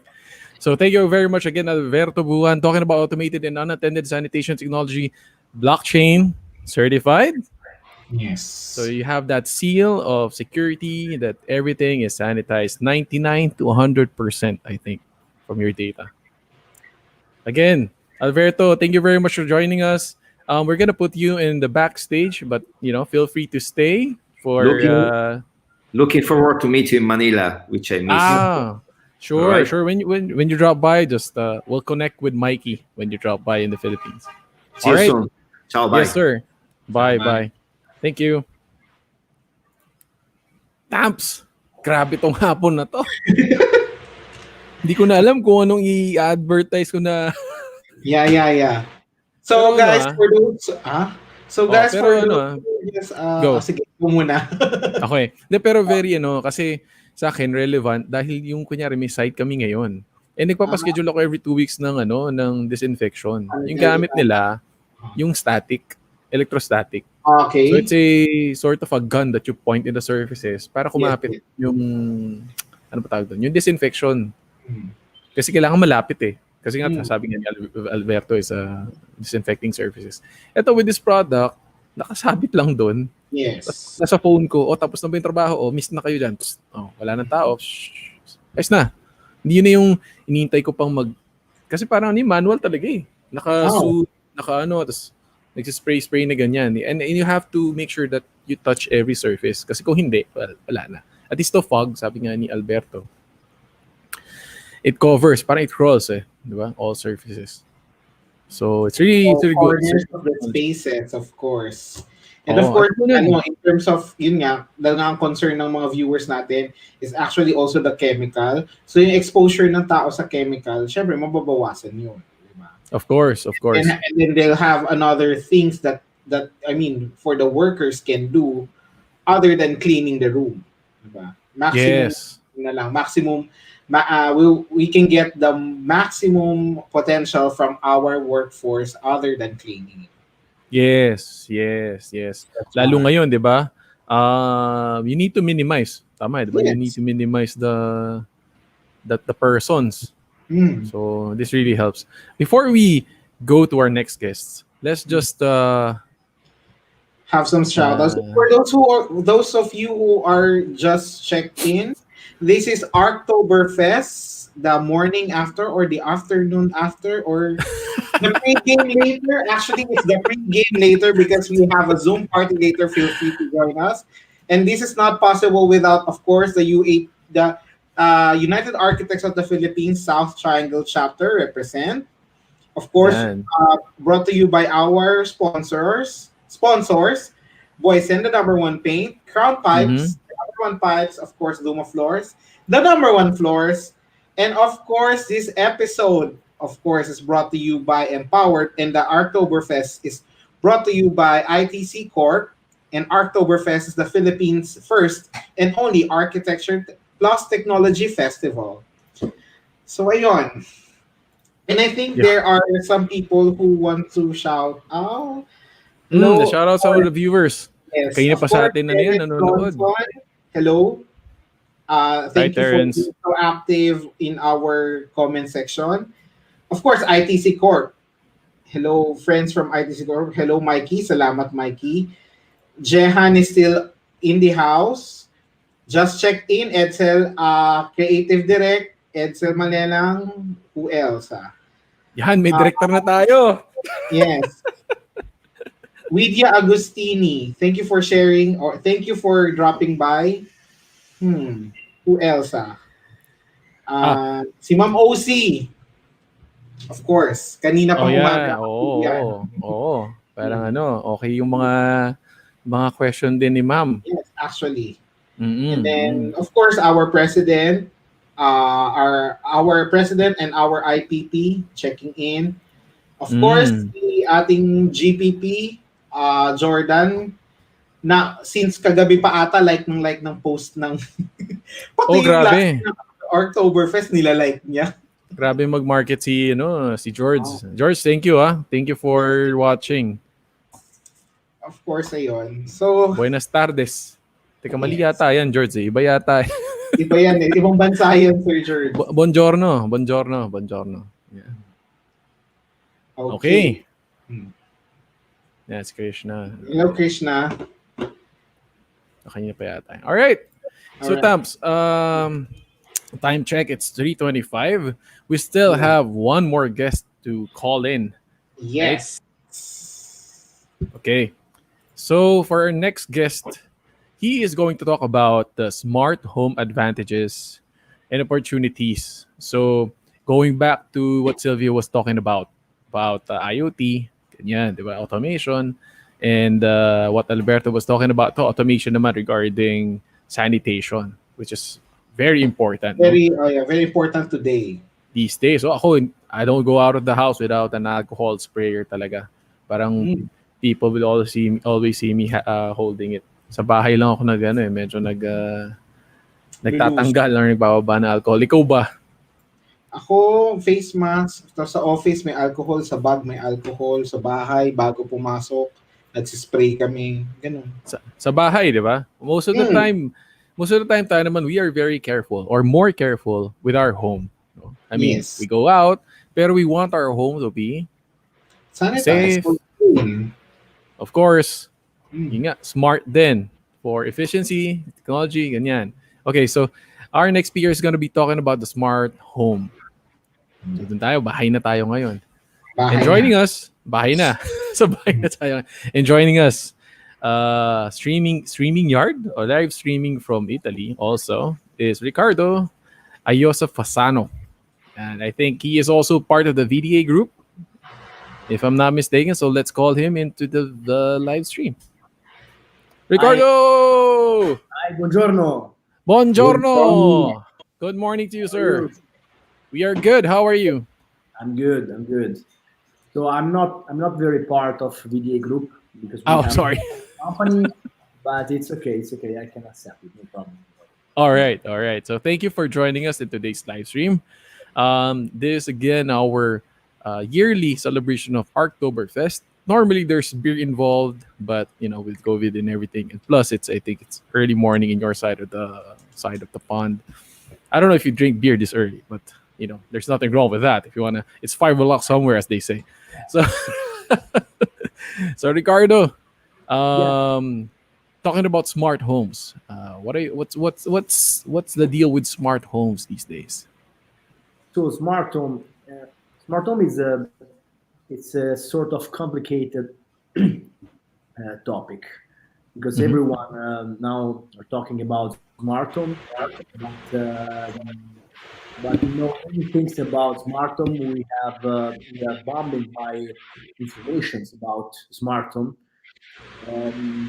and many people are scared about home automation, because in the past years, especially before 2015, the smart home was a kind of complicated thing. So people were scared about people are scared about complicated things, and the second thing is that um, it was very expensive. Now with the new technologies, they are cheaper, and they are easier to be installed. That is another topic that is quite crucial for the smart home. So what we are talking about today is what are the advantages and opportunities related to the smart home, and this is a very important topic for the architects, for the designers, for everyone is involved in this process. And a second topic I want to talk about, but not too deeply, is the importance of system integration. Silvio already talked about this a bit. I don't want to, to bother you with technical information. Just something very easy. And another important topic I want to talk about that is, I think it's quite interesting for you guys. It's how to combine the interior design, sorry, and the home automation.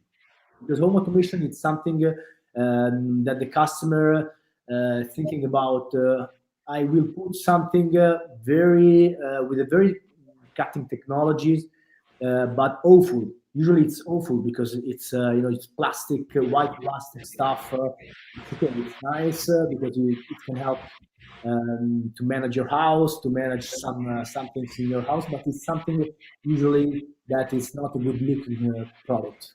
And we found a way many years ago to combine the interior designer, so with good looking IoT products, and of course the functionalities, the features of the home automation. And the last topic I want to talk a bit is the smart home wireless challenge, because as I previously said, the technology before the 2015 was seen as something extremely expensive, but now it's not. It's not like that. It's reliable. First thing, it's reliable, 100%, and then it's cheaper. So, do you have my PowerPoint? Maybe I can. Yes, I do have your PowerPoint, and I'm going to share. Perfect. Yeah, All because right. so I'm not sure how much he knows about smart home, guys. Not really Well, much let's see from the comments. from the We'll see comments. from the comments. So, guys, if you have comments or something to share about smart living or smart home, do let us know. Yeah. Okay. Yeah. Flood the comments. Flood it, please. So these are the four topics I will talk about as I previously explained you. All right. So if you go to the next slide, yeah. So this is as I said, in this moment everyone are talking about the smart electronics devices, so IoT. Uh, and many customers from architects, interior designers, from the real estate developers are asking for smart home. But smart home means a lot of things. And let's be honest, to have a smart home is it's really fashion now. So everyone are talking about the home automation because it's a topic they want to talk about. And so, if you can go to the next one, the question is why? Why we have to use home automation?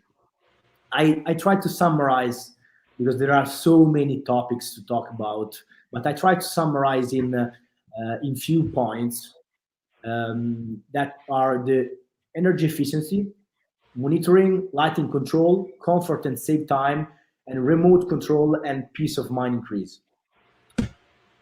So about the first, if you can go to the next one, the energy efficiency. Now it's one of the trend of in all the countries. It's the energy saving. Um, so during the last years, 5, 10, 20 years, we had so many devices in our houses. You can think about how many electronics devices we are currently using daily, maybe every minute, every hour, and this causes also a energy consumption increase. So how to use them to decrease the energy consumption instead of increase it. So it's this is mostly related to the to the temperature control of your house. For example, okay, here in Italy, especially in this moment, we have a problem about heating, but you guys probably have a problem of cooling. And here, for example, many people are living in their houses heating for all day long, even if they are outside home. So they are not taking care about this energy consumption. We're talking about, for example, 7, 8 years per day, sorry, hours per day. If you can think about how many years you are living in your house, it's really crazy. It's something we need to take care, and it's exactly the same thing for the cooling. So if you want to save consumption in the cooling, you can do that with the smart home. What does it mean? This means that you can control manually if you want to heat the house, the room, or whatever, or if you want to have cooling in your house or in your apartment. You can do it manually, or you can do it with some technologies are now becoming quite common, especially related to Bluetooth. This is basically if you let's say link your Bluetooth of your smartphone, sorry, to the smart home, you can say to your home system that if you are approaching the house, if you are less than 10 kilometers, 5 kilometers, the system will switch on. So, and this is something a sort of automatic system. Otherwise, you can do it remotely with your smartphone from a normal application we are using for the home automation control. So the energy efficiency, it's a very important topic by the customer side, but even for for the sensibility of the people, they are always we are always talking about energy efficiency. Why we don't want to start from our houses? I think this is a very one of the most important topic of the home automation. After that, in the next okay, in the next slide we can find the monitoring. So this is another important topic for because we cannot be everywhere, of course, and we need to control. We need to monitor what is happening in our property or in our that it means in our house, but even even in our yard. So this is very important because the security cameras that can be managed by a smartphone with an application, it helps us to don't be always thinking about what's happening in our house, if something getting in our yard, and we can of course see in streaming, or we can also record it. So if something will happen, we will definitely know what is it, or who is getting who got in our yard or in our apartment. And new technologies, we also studying this, and we already developed a technology that can also recognize faces. So it can be used as, for example, if someone in your yard with the unknown face is getting, you can make sure that you have a pop-up on your phone saying someone unknown is getting in your yard.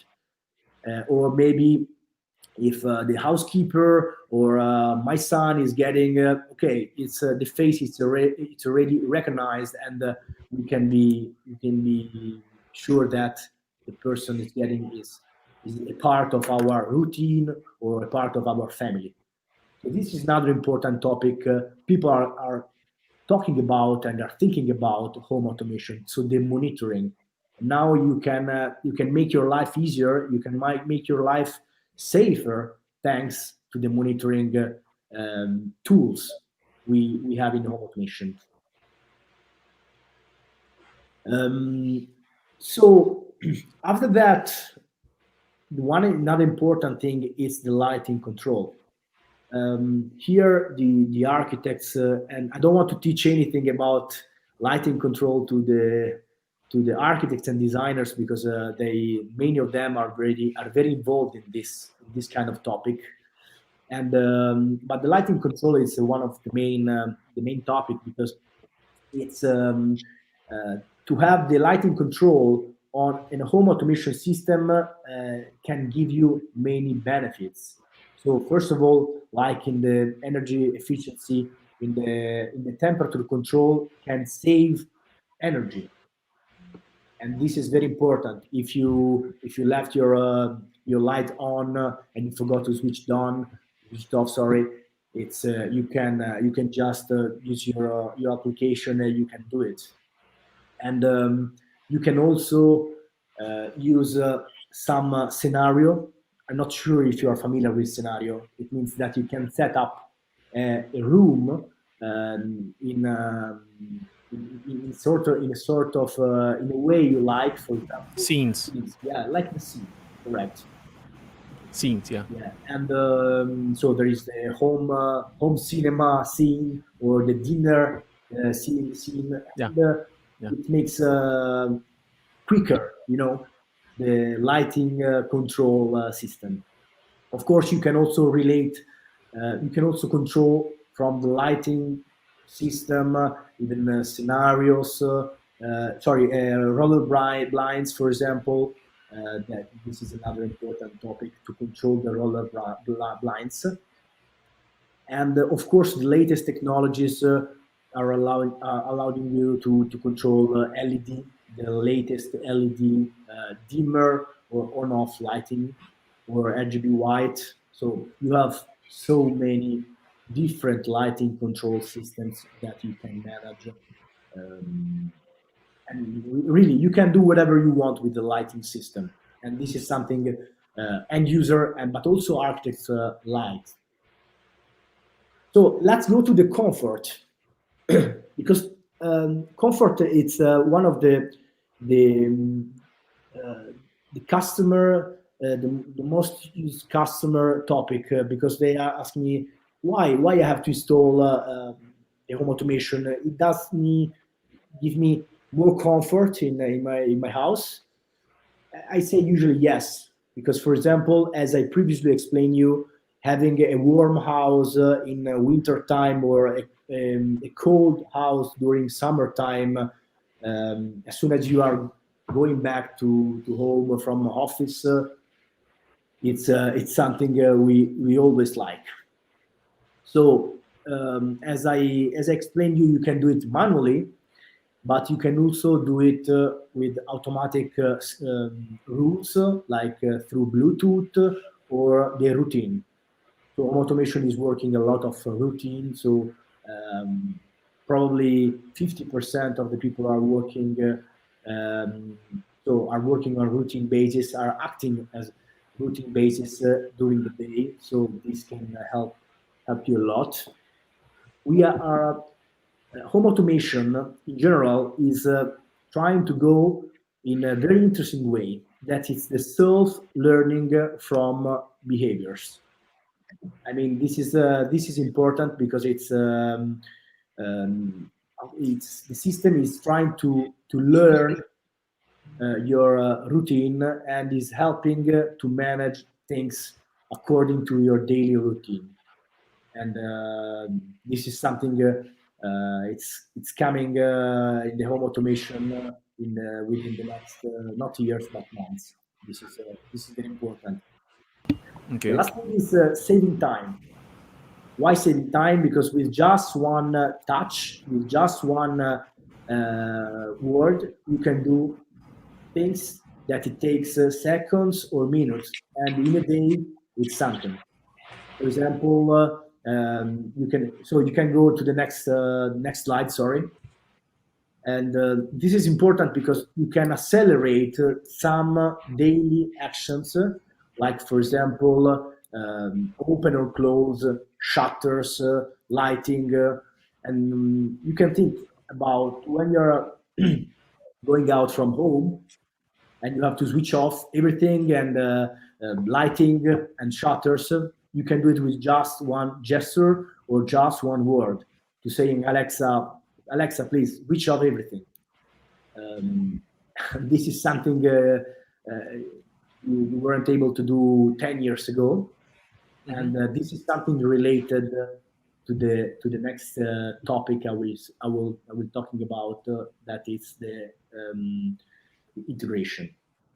So this is really the future. So when I'm talking about with my grandparents about this, they are shocked because say, okay, we were talking about as as the future in, maybe 50 years ago, and now it's happening, and this is something amazing for me because I'm in the future. We are in the future. Yeah. So the remote control. So I already talked about the remote control, and thanks to the applications, you can do whatever you want. You can schedule, you can make actions, you can give triggers, inputs. You can do whatever you want with just an application. And these usually applications are quite user friendly, so it's really immediate the feeling that you have with your home automation. And now the application world is moving into the very simple design in order to be reachable by anyone. And this is very important because a few years ago you had some application with 30 icons in just one page. You say, okay, oh my God, what I have to do here, what I have to push. And this is a trend I really like, to make everything simple, like Alberto said. So the second topic, if you can go in the next slide, is the importance of system integration. This is a quite technical topic, and as I said, I don't want to be very, I don't want to go deeper in this. So what is the system integration? When you have in a house, you have many systems. Okay, you have security system, lighting control, you have temperature control. You have a lot of systems. One of the very first questions from my customer is, I don't want to have more than one application. I cannot think that I have to use one application for the TV, one application for the thermostat, one application for the lighting. I want to have everything on one application, and this is important because especially for the not very young user, having more than one application, it's a mess. So they need just 6 icons. They have to push on the icons on and off, and they have more than one system on the same application. This is the first important thing for the system integration. And the second thing about the system integration importance is that in this way, all the systems, they can talk each other. This is crucial. I did a very simple example because now it's a very common thing to have vocal control in our houses, and this is a very simple example of system integration to let my vocal control system with my lighting, with my shutters, or with any other system in my house. It's a very simple example of system integration. So if I want to talk about, not talk with my house, that is something crazy for, 50 years ago, as my grandparents always say, why are you talking with your home? Just push it. and Yeah. and this is once again, this is very funny, but this is very real. I mean, Yeah. my grandparents are 92, 93, and they are you guys are moving too fast, and I cannot we cannot go behind you. And so the system integration is basically this: you can make a real interaction with your house and your system, each other. This is Yeah. crucial for the home automation. I believe a lot, and the trend is the system integration trend is going very fast. Mhm. So I didn't know you too much with this topic. I hope. No. It's still really interesting. It's a good primer for Yeah, smart home. So please continue. yeah.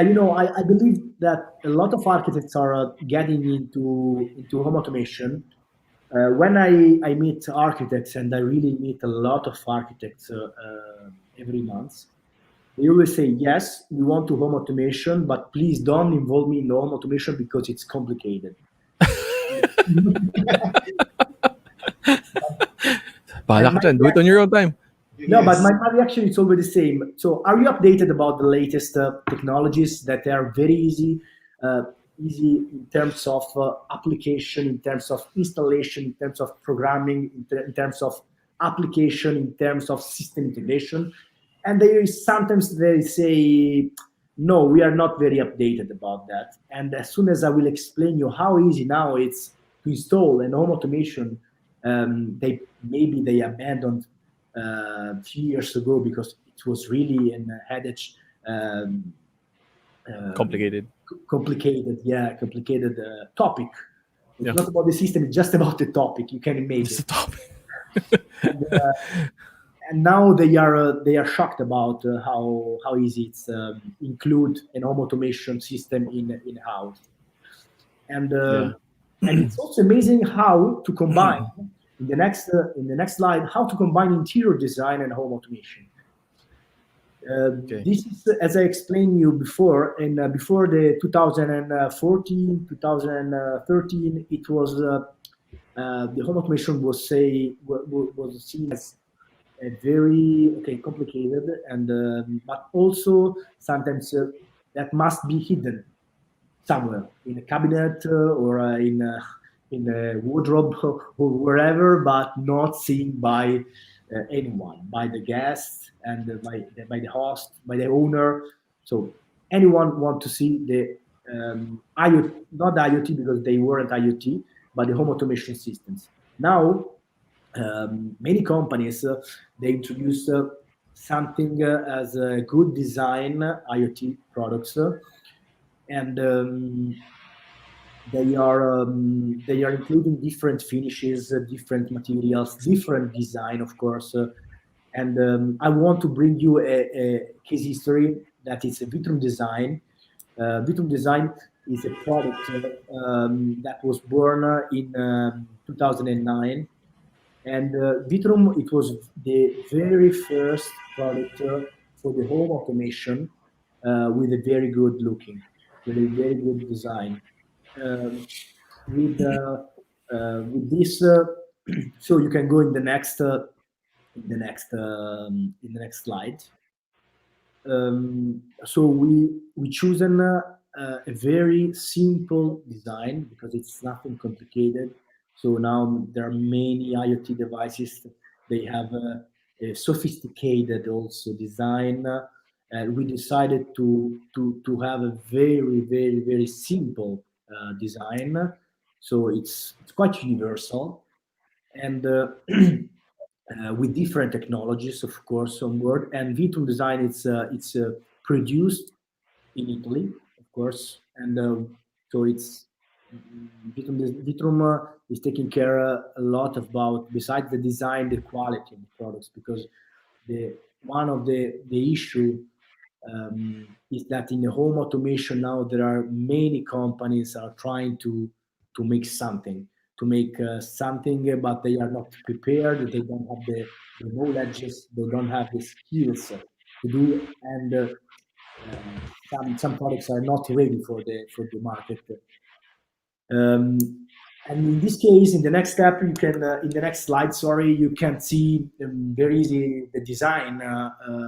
So there is a product that it's a light switches, but it can be used also for the shutters, for the thermostat, for many features, for the scenes, for example, where we try to merge uniformity, harmony, and the shape that must be harmonious.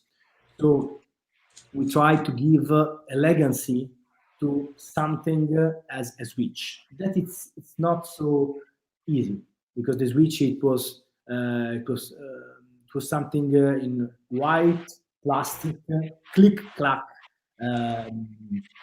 click clack technology. So usually architects were trying to hide it. They don't want to put too many switches. So Vitrum decides to introduce something completely new in the market in terms of design. In the next slide, you can also see that Vitrum is available in many finishes. So in the next slide, you see that the first and the slide after it's glass. Glass, it's incredible material. It's incredible because you can do whatever you want with the glass. You can customize it. It's very strong material, and you can use many different finishes like matte color, glossy. The colors are very brilliant, not like the plastic one. And so the glass, I think it's one of the best material you can use for your IoT systems, like as Alberto said. And in the slide after again, they have also a stone. So this is an incredible product because it's done. It's manufactured by real stone and real marbles. So you can. I don't think you ever touch products, a touch capacitive products made in marble in stone, and doing that with a touch capacitive technology, you can switch on or switch off something. It's a completely new feeling, and it's a really nice thing. And really, this kind of products it's loved by architects, by interior designers, especially which are using a lot of this material. And then it's a natural. This is something amazing. Every piece is unique. So the beans are different, the colors different, and this is something perfect in a luxury environment, for example.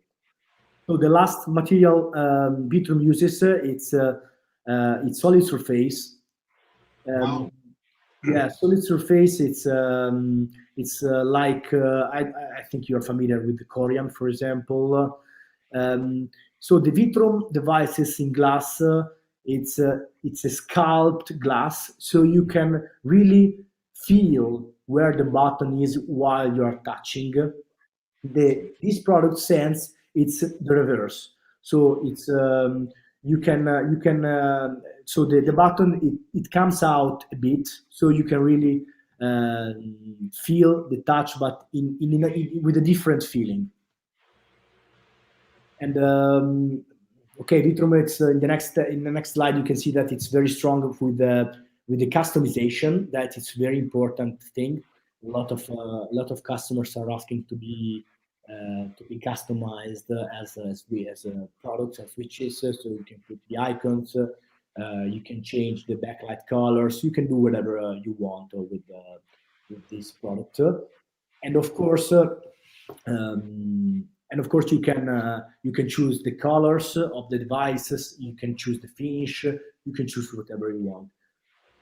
This is another important topic. So customization. So people want to have customized houses, customized products. They want to have something own. I mean, it's something. It's a trend to have something with your logo. So we have for example, you can also put logos on them. So you can do whatever you want with this kind of materials. So now let's talk about another the last topic. It's the challenge of the smart home in wireless. As I said a couple of times before, the home automation system was seen as a very expensive system, and it was true because it was something related to wired system, and wire system costs a lot because you have to wire all your house with a special wiring instead of the normal wiring we all have in our house. And this was a real challenge because a lot of people cannot afford these kind of systems. Now the wireless challenge is the cost saving, and another important topic, especially in Europe, but even in Asia, I talked about this. It's the retrofit. So houses already existent, already wired, they need to be automized, let's say. So this is an important topic, and thanks to the wireless system, you can do that. And if you go in the slide after, you can see that there are many advantages of related to the wireless system. First of all, you can install them in retrofit. So the traditional system with 230 volts, they can be replaced with the wireless system. You just need to replace some products, for example, the switches in your houses, and you don't need any centralized system, special box, rack, stuff like that. It's very easy to be to installed. So wireless system usually doesn't need any special skills. Usually trainings least for I don't know, 1 day or half day, depends on the knowledges of the installers. And many people are concerned about the distances in home automation, but there's no problem because some protocols like Z-Wave, they are using a mesh network, so every device is a repeater. So you can easily avoid any problem about the distances. We are talking about between 30 and 50 meters that can be covered by a node from a home automation. Another concern about the end user is the internet connection. Some places are not very stable with the internet connection, and these systems are working even without internet connection. So basic functions can be used also without it.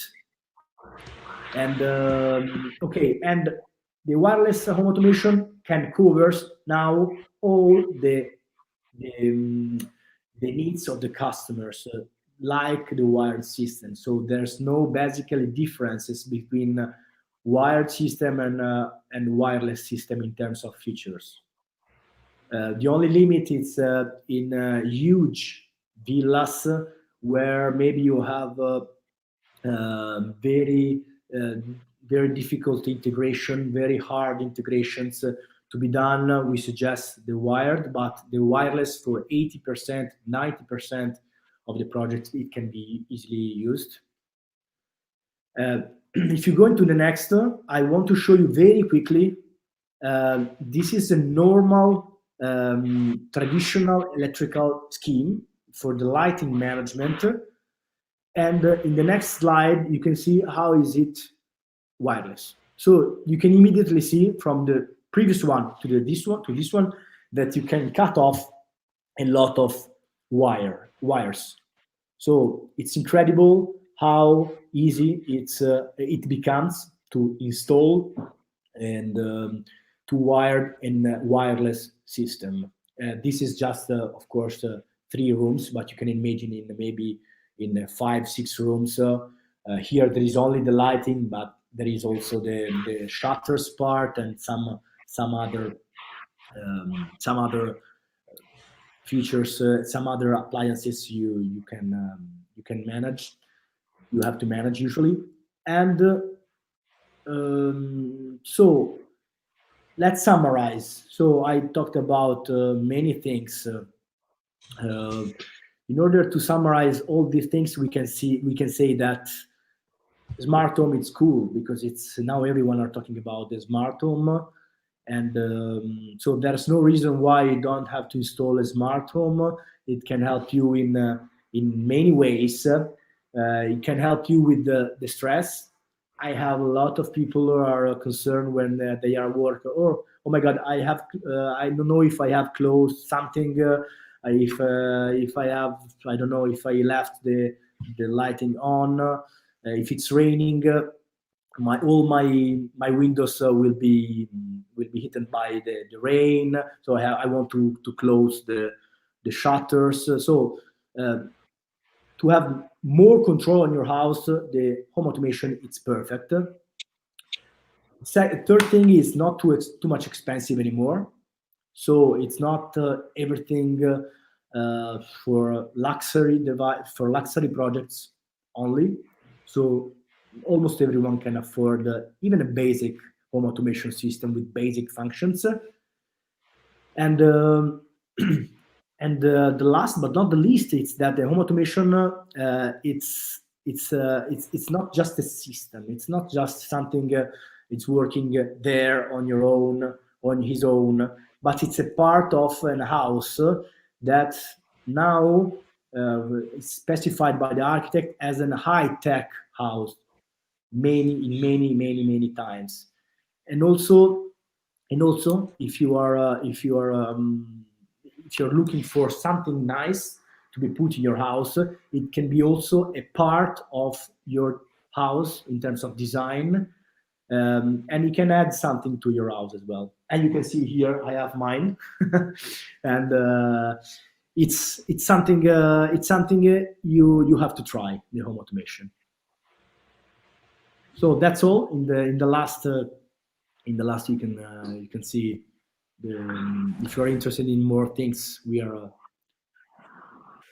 All at your right. disposal. All right. I hope I didn't bother you too much. No, no, no. We hope like, you spent the morning with us. It's afternoon here, but you spent your morning with us. So we're very grateful for the presentation. I think I've seen Vitrum before.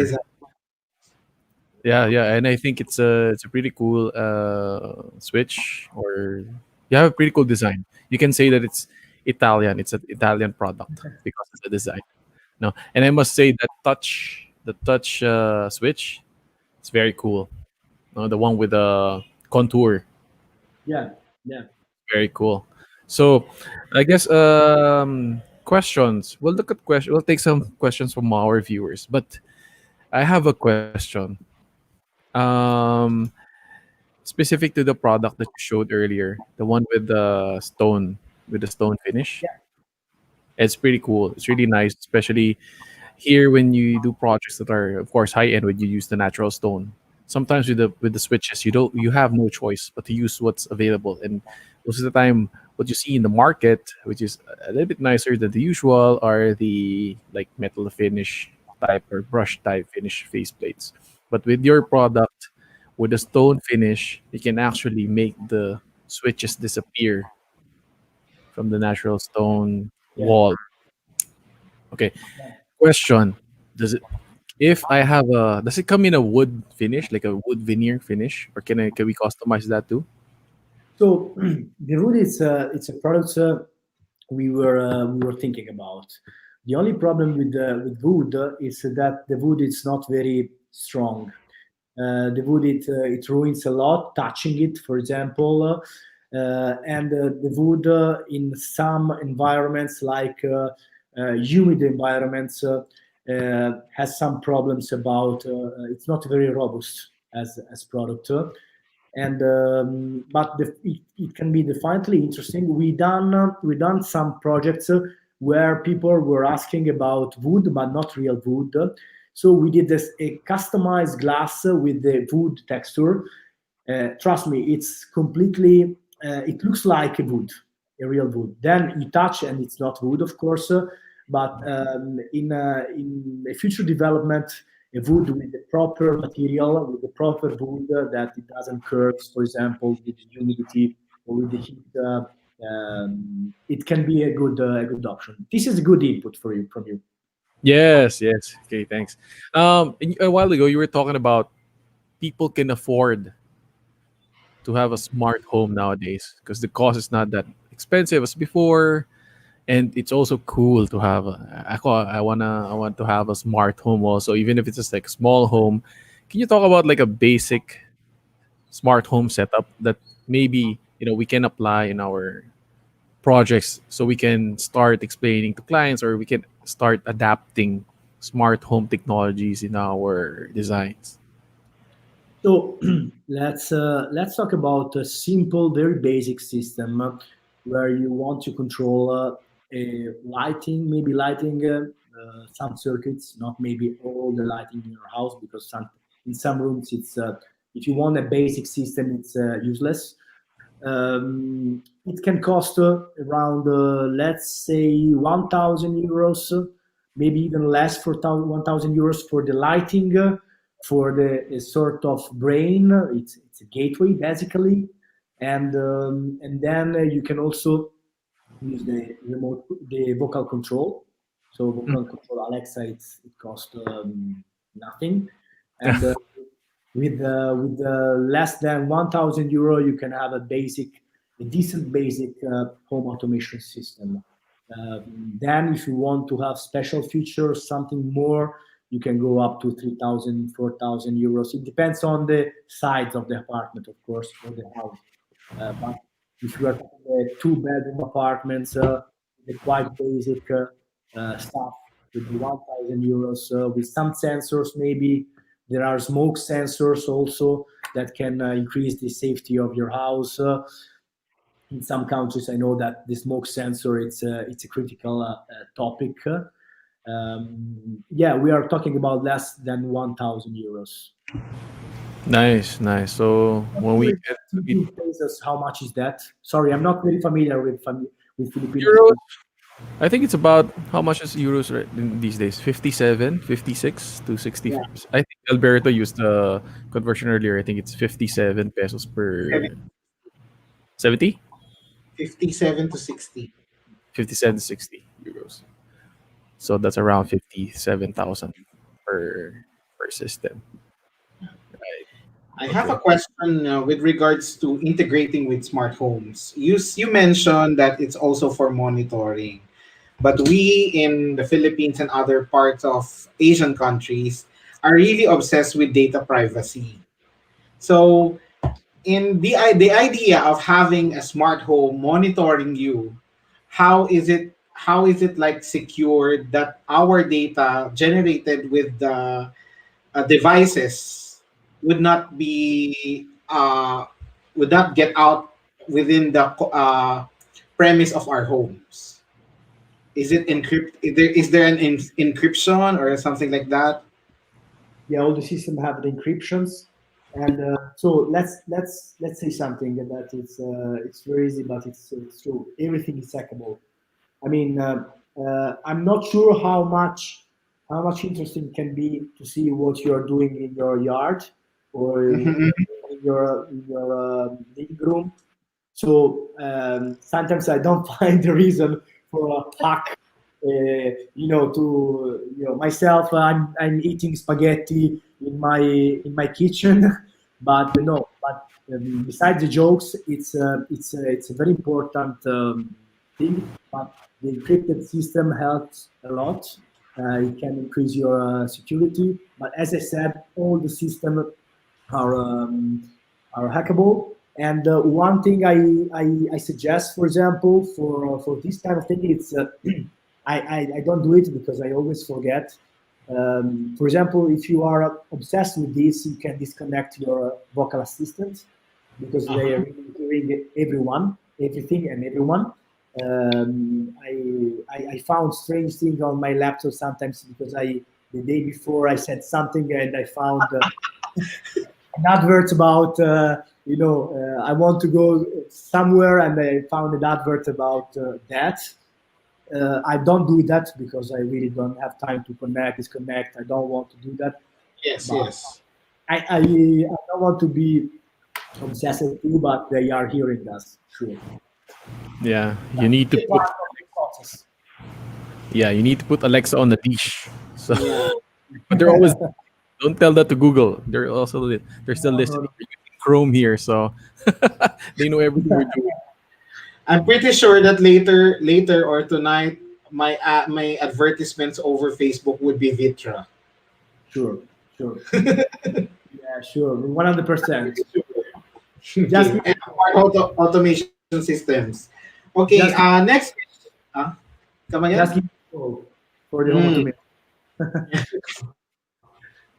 So another question is that I don't know with regards to the setup in Italy, I would like to ask if how do you deal with green designers and builders to traditional ones to the not so green. I mean to the of course we have architects who are lead associate like that and other green certifying body associate, but there are designers who are not. So what's the difference in dealing with them, especially on selling your products?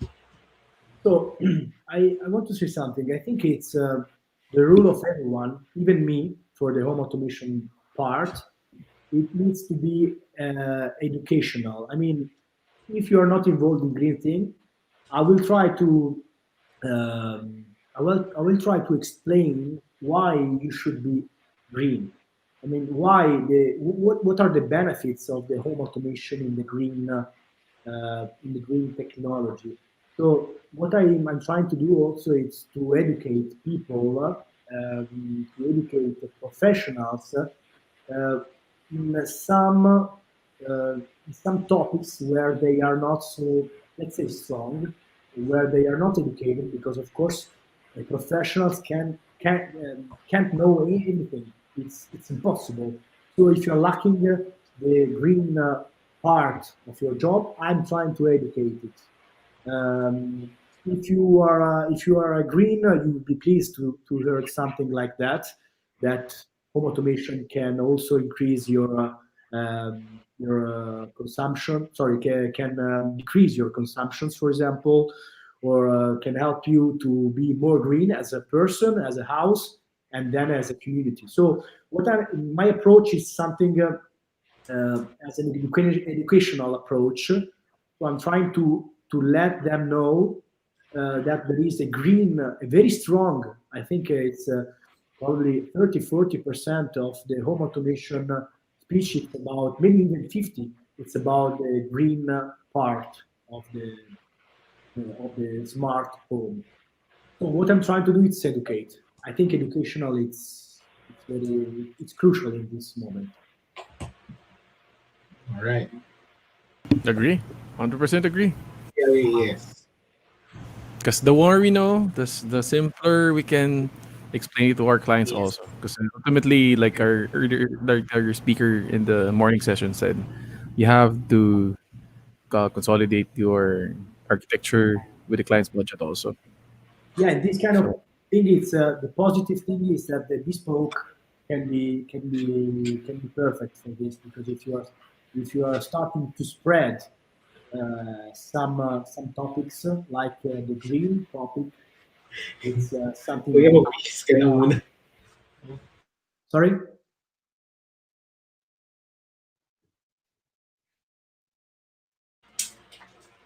Okay, I lost you for a few seconds. please continue. You were saying? You have a problem with the with microphone. Sorry. I left my mic on mute. So sorry. Just go ahead. No. You I'm were saying? just saying that if you can spread the green word, you have to do it. It's your responsibility to to educate people. So I believe a lot in this. We spoke. Yeah, agree. Agree. I think personally, we don't even need to call it green anymore because when you call it something else, it becomes an option. No, I think it has to be integrated in our design process from the very start. I mean, don't call it green. Just call it part of your design. Just call it the design, right? Instead of um, giving it as an option to your client, just tell them that this is the way we design, and this is going to be better for you in the long run. Now, this is going to be the way of the future. You're going to be cooler than your neighbors. Your visitors are going to love you. They're going to see your switches. They're going to see how you operate your house. And they're going to be realizing how much easier it is, how much more efficient. Because I think with all these technologies we've been talking about throughout Arktoberfest, it's more on efficiency, right? So saving on energy, saving on time, sometimes saving on anxiety for our disinfection technologies, and let's make technology work for us, basically, right? And I think, like Ricardo said, the technology has evolved into something that is simpler than before, less complicated, easier for us to pick up and start using in our designs. Yeah. Yeah. So thank you for being part of this event. Very interesting for me. Oh, thank you for being part of this event, Ricardo. Thank you for spending this Saturday morning. Well, Saturday morning for you here uh, Yes. in our Oktoberfest. We hope that this won't be the last seminar, or at least the last time we meet. But if you have a little bit more time, we'd like to bring in our speakers from earlier talks, Silvio Mhm. and Alberto, if you're here, just so everyone's in the picture. There you go. Can you hear me? There you go. Alberto is okay. It's actually interesting to ask our speakers for today what they think about each other's talk. Ah, sorry. Let me just add it to the mix. Our chapter mate and a sponsor in this year's event, who is really actually the catalyst for having our three guests here this afternoon. Architect Mikey. Hey, good afternoon, everyone. I'm back. It's my third or fourth time here. Tenth, Yeah, tenth. Yeah, nth time. You're always yeah. available when we ask for your attendance. So, welcome everyone. Um, Let me just start by thanking everyone for spending their time. I think we were online for about 3 hours now, and it's 3 hours. quite a marathon for everyone. Thank you for spending your time with us. I For think, stick, for sticking with us throughout the since morning. yeah. But Yeah. I think, Tamps, before we wrap Mm. things up, we're gonna have a little bit of a question and answer, maybe a few questions for everyone. So I'm gonna ask Architect Mikey, do you have any questions for our speakers? Yeah. He's So the where IT are you gonna come back to? I've met them before. Yeah, we had a great time here, and we also had a great time in Italy. They showed us around. That's very great. Um, I think one of the things that I'd like to comment on, like as an architect, as a designer, sometimes in this trend, we want to make things clean, like really simple, right? What we did actually in one of our designs, we didn't have any switches, any device on our walls and our floors, or even in the ceiling. What we did is we hid everything, and everything was through voice control. So you can, if you're afraid of like security, like Alexa always on, you can always use your phone where you can just tap it a button before the voice activation is actually on, before it listens to you. That's the one way also of securing your data and voice. So what we did is we just placed all the switches in one area, and you just if you forgot your phone or you forgot to bring whatever device you connected your home automation or office automation or building automation. That's the only time you actually use these devices, and you make them like a display in one wall. It's because the design, Bitcoin design is really good. So my question, how do you like convince people, especially the non-techie ones, to get into this technology, that it's actually here right now and it's really not that expensive? Because we see it in movies like 10 years ago, 20 years ago, and we think it's just like a hi-fi sci-tech movie where only the mansions can afford it. So what would be your advice for us architects to be able to like convince our clients that it's really a good investment, and in the long run, a few years or even months, you actually save on electricity and you save on transportation. Like if you forget something at home, you forget to lock door, you need to go back home, especially with the traffic and all these advantages. How do we make them realize that it's here right now? It's a present thing, and it's not from the future anymore. Who wants to answer? Who are you addressing the question to, Mikey?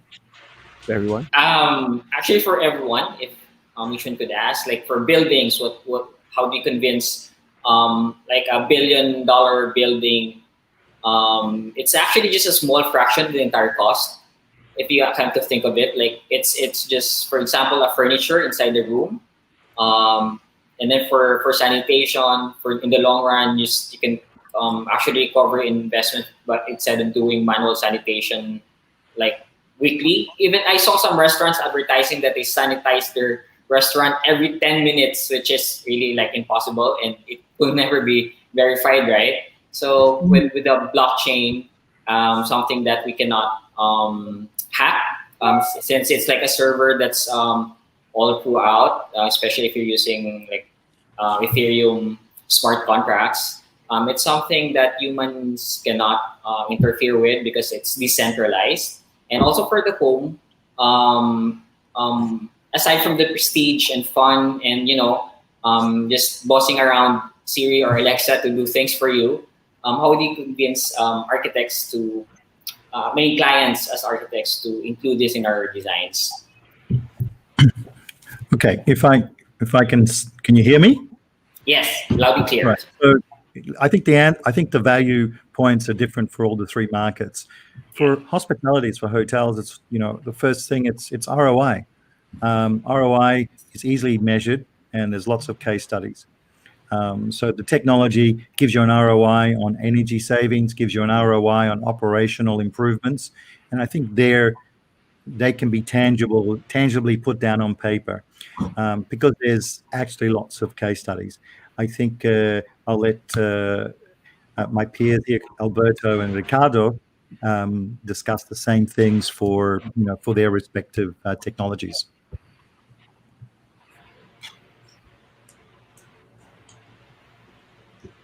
Riccardo? Yeah. So for the home automation part, it's the question is why not? I mean, we are really I can say many people are looking for the home automation. So there's no reason to for many people to don't install it. I mean, it's really a trend. So the good thing of some technologies, for example, is that you can just install a part of the home automation. So just the the part of the home automation you are interested in. So usually I'm not trying to convince people to install home automation. I'm just trying to educate people in what are the advantages of the home automation. After that, I'm sure they will come back asking for a complete home automation or just maybe a part of home automation system. So I'm trying to educate professionals and the end user customers. Thank you, Ricardo. That's what we're trying to do here also. This entire event is actually all about education. Dear Mikey, just one point I would like to highlight. I mean, okay, the sanitization system we talked about before is a little bit a new product into the market, which were simply not existing before. So the selling arguments are quite easier, and the decision from the user is based on a very simple idea. I am ready to pay 2 Philippine pesos per square meter to have a very quick and certified sanified environment, which I can transparently disclose and show to anybody who is willing to come into my shop, my hotel, my hospital, and so on. And this is the first time that this question can be answered with a concrete product. So I think that this type of technology, which we started to develop a few months ago in March of this year during the lockdown, is really the definitive direction. And this is also proved by the fact that in the European Union, it has been issued a new normative, EN normative, which is specifically addressing the methods of certifying automatized sanitization process and machines. This normative was not existing before. If you want to get deeper into it, because this is a EN, but I think is becoming an ISO norm, is the 17272, EN 17272.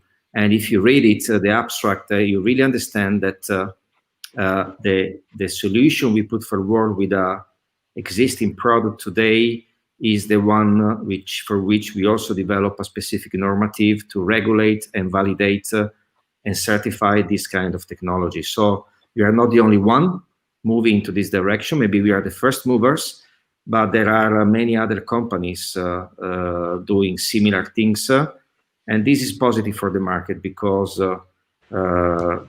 this is logically such a low-cost solution with certified performance that there is no reason why it should not be adopted by everybody. Also in our houses, if we invite somebody having dinner with us, we can sanitize our house in few minutes and then sanitize it again when they leave our house. I mean, the fields of application is amazing, and the potential market is massive. Everybody can take advantage of this kind of technology.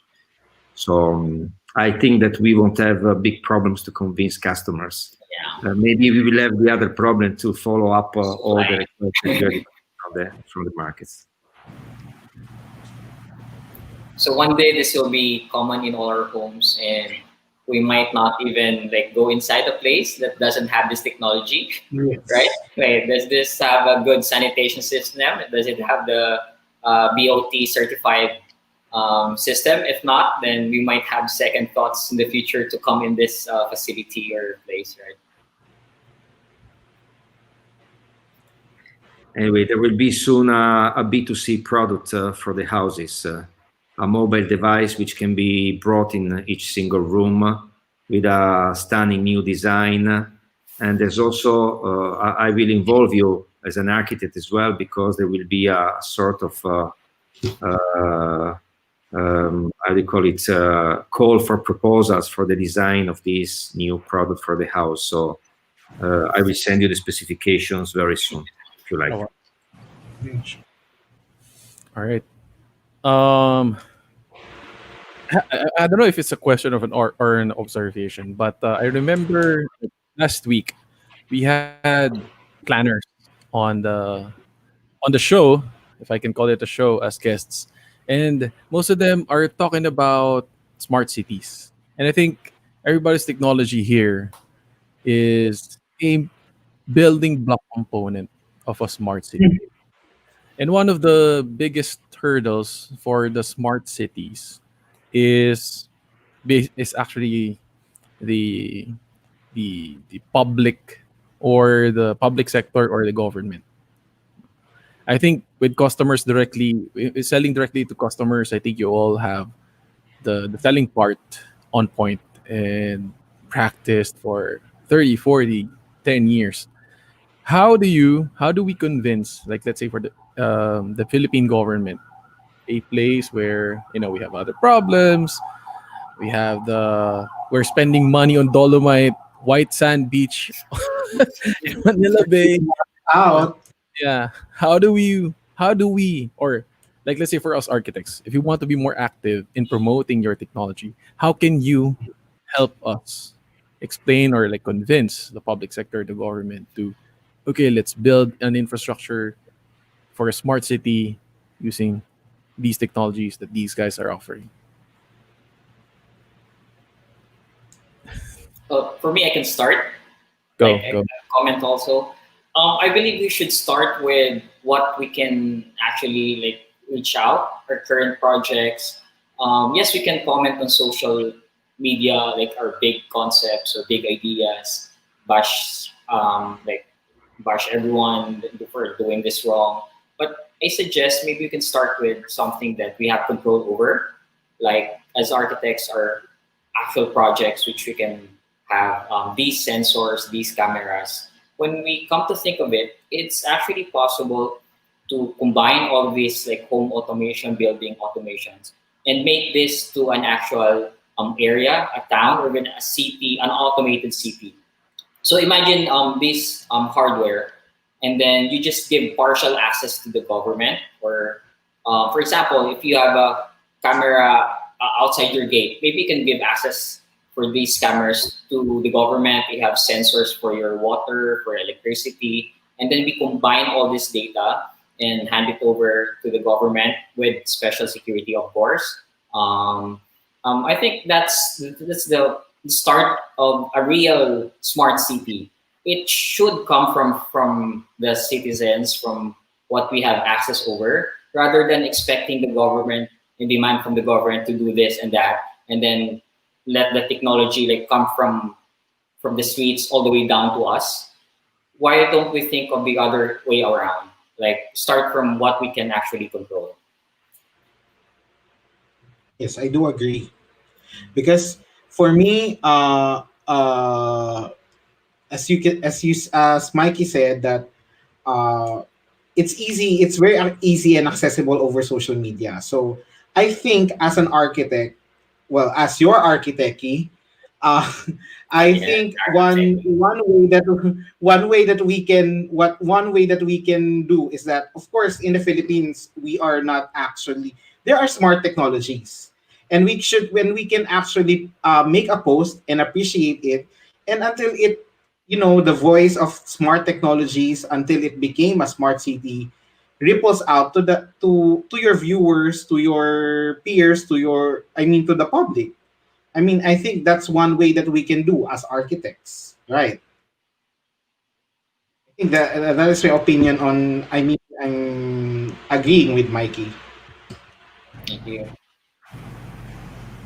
How about our guests? Do we have reactions to? I only floated the point because I recently learned that, well, through Dr. Dinky von Einsiedel, that there's an actual ISO rating for smart cities, and there are some like categories under the ISO, in which I think smart technology would be better used because you're not only saving energy in your home. You don't Mm, just don't stop within the four Yeah, walls of your lot, right? It would be more appreciated, more I think sellable if you say this whole city saves 70% of energy because of smart tech. Because we use Riccardo's smart home technology in our 80% of our homes. Because we use Silvio's technology in all of our hotels. It's a requirement in this city in all hotels. No, we use Alberto's automatic blockchain sanitation system to ensure everyone is safe in the city. And in everything is in every location is talking to each other, right? Like this area is already sanitized. Okay, how do we maintain the cleanliness of this area? Then probably sanitize the areas around it, right? Probably something like that. So I think for me, smart tech, I think like Ricardo said. it has been it has passed that point wherein it's expensive. Now it's Yes. affordable, relatively affordable.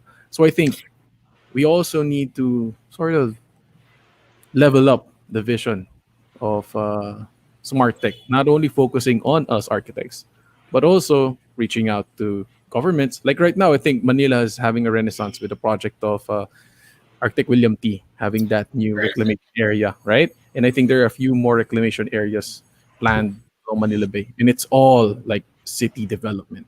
And if guys can come in like early, present your product, make the whole thing better as a whole, I think many people would embrace smart technology and would want them in their old homes, renovate their old houses, make it a standard for everyone. So I don't know if this has happened in the experience of our guests in their long term. I Yeah. can give you a quick comment on this point. Okay. Okay. You're talking about governments, and you really touch a sensitive point. My suggestion, if I would be in you as a architect organization who can have a direct contact with the decision makers into the Philippine government, is to imitate the best in class. And there is an example of best in class, which is the government of Singapore, where I think they are the most advanced visionary government maybe in the world, where there are specific groups within the government who are specifying how the new buildings, they call it super low energy buildings, should be specified and built up. So they are really specifying how to put in place a smart home solution in order to save the planet, to save energy, and to make the buildings more secure. This is a very visionary example, which I would really love that many other governments would have the capacity and to be humble enough to follow. This is just an example. So, in some way, the industries and the consultants like you should refer to the excellence examples around the world in order to help also the local government to change the level and be better in order to do something really concrete to save our planet and to protect in a better way all the people living in this planet. Well said. Yeah. Well said. Thank you. Singapore is Yeah. the benchmark. Um, Adrian is in Singapore right now, and Yeah. with the rise of their economy, with their basically on our level, architecture wise, with all the permits, the requirements they need versus the requirements we have to submit locally, it's just a huge gap. They're far more advanced. On the same topic, let me ask Silvio. You presented a hotel earlier that will open on in I think October or December. December. Yeah. In December. Bangkok. December, Yeah. December in Bangkok. Right. Yeah. Would you say, in terms of smart technology, efficiency, that it is a benchmark for future projects? It will be a benchmark for all future projects in Bangkok. And since we secured this project, it was about 6 months ago, we've been promoting this to other developers, and I have to say we've had a very good response, and a lot of designs are getting changed, or let me say that a lot of procurement was put on hold and revisiting what we've done at John. One thing that we showed for Clear, we came in very late in this project, but we value engineered the project. So when you have when you're able to, what happens in many projects, you have duplication of systems. So you end up buying a similar platform 3 or 4 times, and the cost of installation, just blows out. And I think this is a good example. It's only a small hotel. It's only got 65 rooms, but it is, it's a connected hotel, as I mentioned before, and it will be a benchmark, what I call the next generation, or of how a new property should be designed and delivered. Okay. Nice, nice. So we can look to that project when we come to design similar projects. We can use it as a benchmark. I have a question for Ricardo. Ricardo, with the types of products that you have, it's really premium, no? It's really nice. It's made of stone, made of glass. What type of customers are you attracting?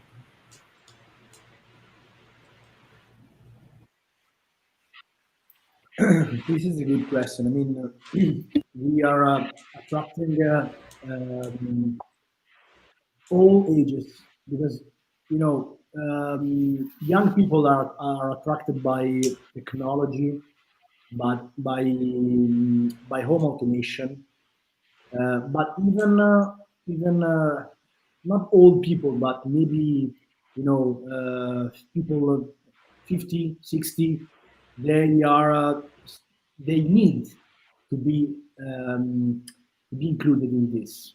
They are feeling that their the daughter is asking, she has Alexa, and she can while she's cooking, she can, I don't know, change the music, she can do something, and and this is becoming popular because of the bespoke, and because it's really useful. So as soon as you can educate people, as soon as you can let them understand that this stuff, it's not it's not just a standalone device, it's not just a standalone technology, but it can be a part of something. Even the light switches with a good design can be attractive for a person maybe who doesn't like the technology too much, and and also here it's big important rule. It's the architect. The architect that can guide the person. Maybe it's not too young to include this kind of stuff. Design products like roofing in in their in their apartments, and so this is something. It's very from to young people to the older ones. This And kind of stuff. Design products like I don't have my mic. Nice. uh, Nicely put. uh, So from all ages, there's uh, an application. And I think your point about young people wanting to see the elders with like with monitoring cameras, if they live in separate homes, but they need to check up on them, especially here in the Philippines. We buy those small cameras which you just plug in and then use the Wi-Fi, and then you can talk to your your parents back at home or when you're somewhere else. So for I think example, that's a very good. we developed in our gateway. We developed a feature that uses a sensor that recognize some kind of noises, and one of these noises can be a baby crying. So if you have your baby in one room, and if you have this sensor, and maybe you are watching television, and you don't have to be careful that you have to hear him crying, but you just have a pop up on your application, or maybe you're out, with people for dinner, and you left your children with the babysitter, and this can also be very helpful for these people. Um, this is just Yeah, one of many examples I can yeah, give. yeah. I think also motion detection is becoming common in smart technology. Well, guys, I think uh, if there's anything that these three guests are saying, Silvio, Ricardo, and Alberto are saying, there are more sensors in our future. There are gonna be more yes. sensors in our future. I think the reality is there's actually a lot out there, and we probably be surprised how many devices. I mean, I just looked before. I've got 18 devices connected on my network at home. Like, some of them I actually don't know what they are. But, we already live in a very connected world. I think what we watch today on Netflix, and that's a push for Netflix, is not futuristic anymore. It's all possible. So it does in the end improve our lives. It helps, and I think the future generations will use the technology far better than us. So anyhow, that's just I'm always pro tech. I've always have been, and I think it's important that we start to consider, if we've not done in the past, that we definitely consider it from today onwards. I'm afraid to ask what you watched on Netflix, but Most of the sci-fi. probably Black Mirror or Upgraded. Well, but that's very nicely put. No, you can have two schools of thought in terms of technology. You can be afraid of it, right? Or you can think of a better future with technology. And I think all of us here are in agreement that we are visioning a better future with technology. Yeah. And one thing, Archie, I must say, we both have the same thing. Oh, really? Oh, Oh, cool. All right. Nice. Same It's very useful for somebody so you can, who you can sing Online together device. now. You'll have good voices. Silvio has a husky voice right now. He's feeling under the weather, but well, I think that's a good way to end our stream. Oh my God, we've been on for 3.5 hours. These guys have been very generous with their time. Yeah, thank you I, very I will much. send you the invoice. I will send you the invoice. Don't worry. It's gonna Send be an per invoice. minute. Yeah, In pesos, please, not in euros. All right. in cents maybe. But it's been really cool Centavos. hanging out with you guys this morning. Thank you for spending your weekend morning with us. I think Silvio Yes. is frozen, but I hope he's hearing us. Frozen. Yeah, I think his video is frozen. But thank Yeah, you it's for joining us this afternoon. Do you guys have any last words for our earlier? It's Viewers. 19 million, A but big now hug from Milan, million. and Oppo to see you soon in Manila. Yeah. See you soon in Manila. Thank Great. you. All right. Thank Thank you you guys very for joining us. We'll let you go. We'll let you give your weekend back. So Oh, bye Yeah, bye. so technology Have a is here good in the day. Philippines, so it's now here. Just contact us if you need these technologies. Oh, It's there you not go. something like you see on TV, see on the movies. It's now here in the country, and we're really proud that technology is actually reducing carbon footprint. Like the technology from our quote unquote fathers, grandfathers are actually quote unquote, sorry for saying this, like increasing carbon footprint with the industrial stage, age. But right now, we should not be afraid of embracing this technology in our country because it's really helping everyone, the entire planet to heal. Yeah, thank you for your time, or for our speakers and for our viewers for today. Thank you, hope we Mikey. can. Thank you, everybody. Thank you, Mike. Thank you. Thank you. Okay, thanks, Bye. guys. All right. Thank you. Bye bye. Okay. You can. Ba't napahay ka? Lalim ng hinga mo, ah. There's so many things happening on my screens I see. actually. I That's see. why. Pero, And yeah.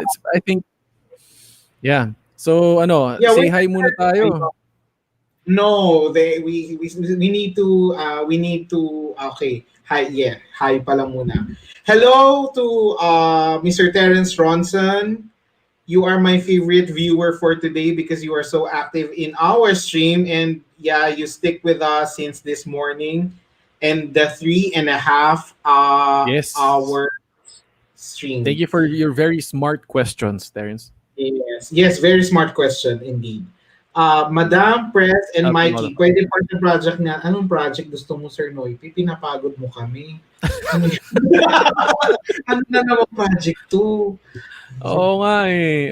Well, may sinasabi yata siya. The smart Well, tech I should think be applied. they are talking about smart technologies in incorporating in the education sector, sa academic sector. Ng mga architect, of course, una Sir Noy, tawagan po muna natin si Ma'am si Dean Chona kung Yan. anong say natin dyan. Kasi mahirap kung ano. But I think UAP has, of course, emerging technologies commission. I mean, we were part of that, right? I Oh, think yun. somehow. Pull up na natin si Mikey. Nandiyan na lang din. Di sama na natin Mikey, ang dito. tanong ni Sir Noypi nandito ka na pala, Mikey. Hi, back. Tanong ni Sir Noypi, Mike, do you have an organization? May tanong si Sir Noipi. Coordinated ba sa UAP National? Pasaway tayo, Sir Noipi. Sir Noypi, basta ang alam ko po nakapagpasa tayo ng kalendaryo, yun lang po ang sabi ko. Oh. Anong project yun, Sir P? Yung Arktoberfest, kung alam ba daw nila. Pero yung project, I think it's more on the smart tech. Kasi as Sir Noipi saying, parang it could be part of the academe. Ano ba tawag doon? Part of the architecture students. Curriculum, di ba? Inabutan niya na Building Tech 5, di ba? 4 lang ba? Wala. Grabe naman po. Totoo. Kanina, mukhang matindi yung ano nila. Oo. Pero yun. Sorry kayo. Napagahalataan. Oo nga eh. Na-date si Sir Noipi. Pero yun. Ayan o. Mihirit na. Worship na. Shout out to George. Yeah. Si OC. Ma'am OC, kahit ayaw mo ng Ma'am OC ang tawag namin sa iyo. Ma'am OC, maraming salamat for sticking with us also. Yes. The whole day. Nag-comment si Ma'am OC. Ma'am. Since 10 a.m. Yes, 10 a.m. So guys, for those who just tuned in, so this was the last episode of the webinars. All episodes are on demand through Facebook page and YouTube. And of course, we still have a project. We will update you with regards our website. Magkaka-website na po ulit kami again with contents from Arktoberfest. Naga pa. And then, what else? Ayun. Ano pang gusto nyo? Yun. Ako, gusto ko lang pasalamatan ulit yung mga viewers natin. I think it's consistent naman yung number throughout the day, and I think it's the same people. So, thank you for joining us. If this is your first time joining our Arktoberfest celebration, our plan is to have this every year, Arktoberfest. So, there's a specific topic for this event every October. Hopefully, next year, meron tayong kasama beer. Pero if you enjoy this kind of format, we do this stream every Friday, 8 p.m. So, itong October na medyo back-to-back tayo na Friday night and Saturday morning kasi medyo tiningnan natin kung ano ba effective. So far, grabe yung feedback. Nakakatuwa. Pero if you enjoy this type of content, join us every Friday during our SDC online sessions, 8 p.m. Just search, gagawin natin public yon. Pwede, no? Actually, hindi pa complete yung topics natin. We can ask for suggestions, di ba? For the next topics, next Friday sessions. Yeah. Yes. Kung meron kayong gustong pag-usapan. Alam? Planning next month. Pero yun, if like Mikey said, if you have a topic that you want us to talk about or you want a speaker to be invited, comment it on the comment section. Even after this stream, we will still be able to read your comments. No? So we'll have debriefing no? A celebration after this. And then we'll review what worked and what didn't work. But before that, ang mangyayari ngayong gabi, mangyayari ngayong gabi alas 6. We have a fellowship tonight. Our Zoom party meeting in closing our Arktoberfest 2020, and everyone is invited. We will post the Zoom link, the meeting link tonight. So magulo to dahil maraming tao. And it is also broadcasted. However, in order to join our games and raffles, you have to be online with us, of course. Yes. It's a talk show format, very informal, still live. We want the world to see your insight. Sino man? May dala kang bote ako. Maghanap na ako ng bote. Teka, 5 na, wala na. Actually, na-late ang start.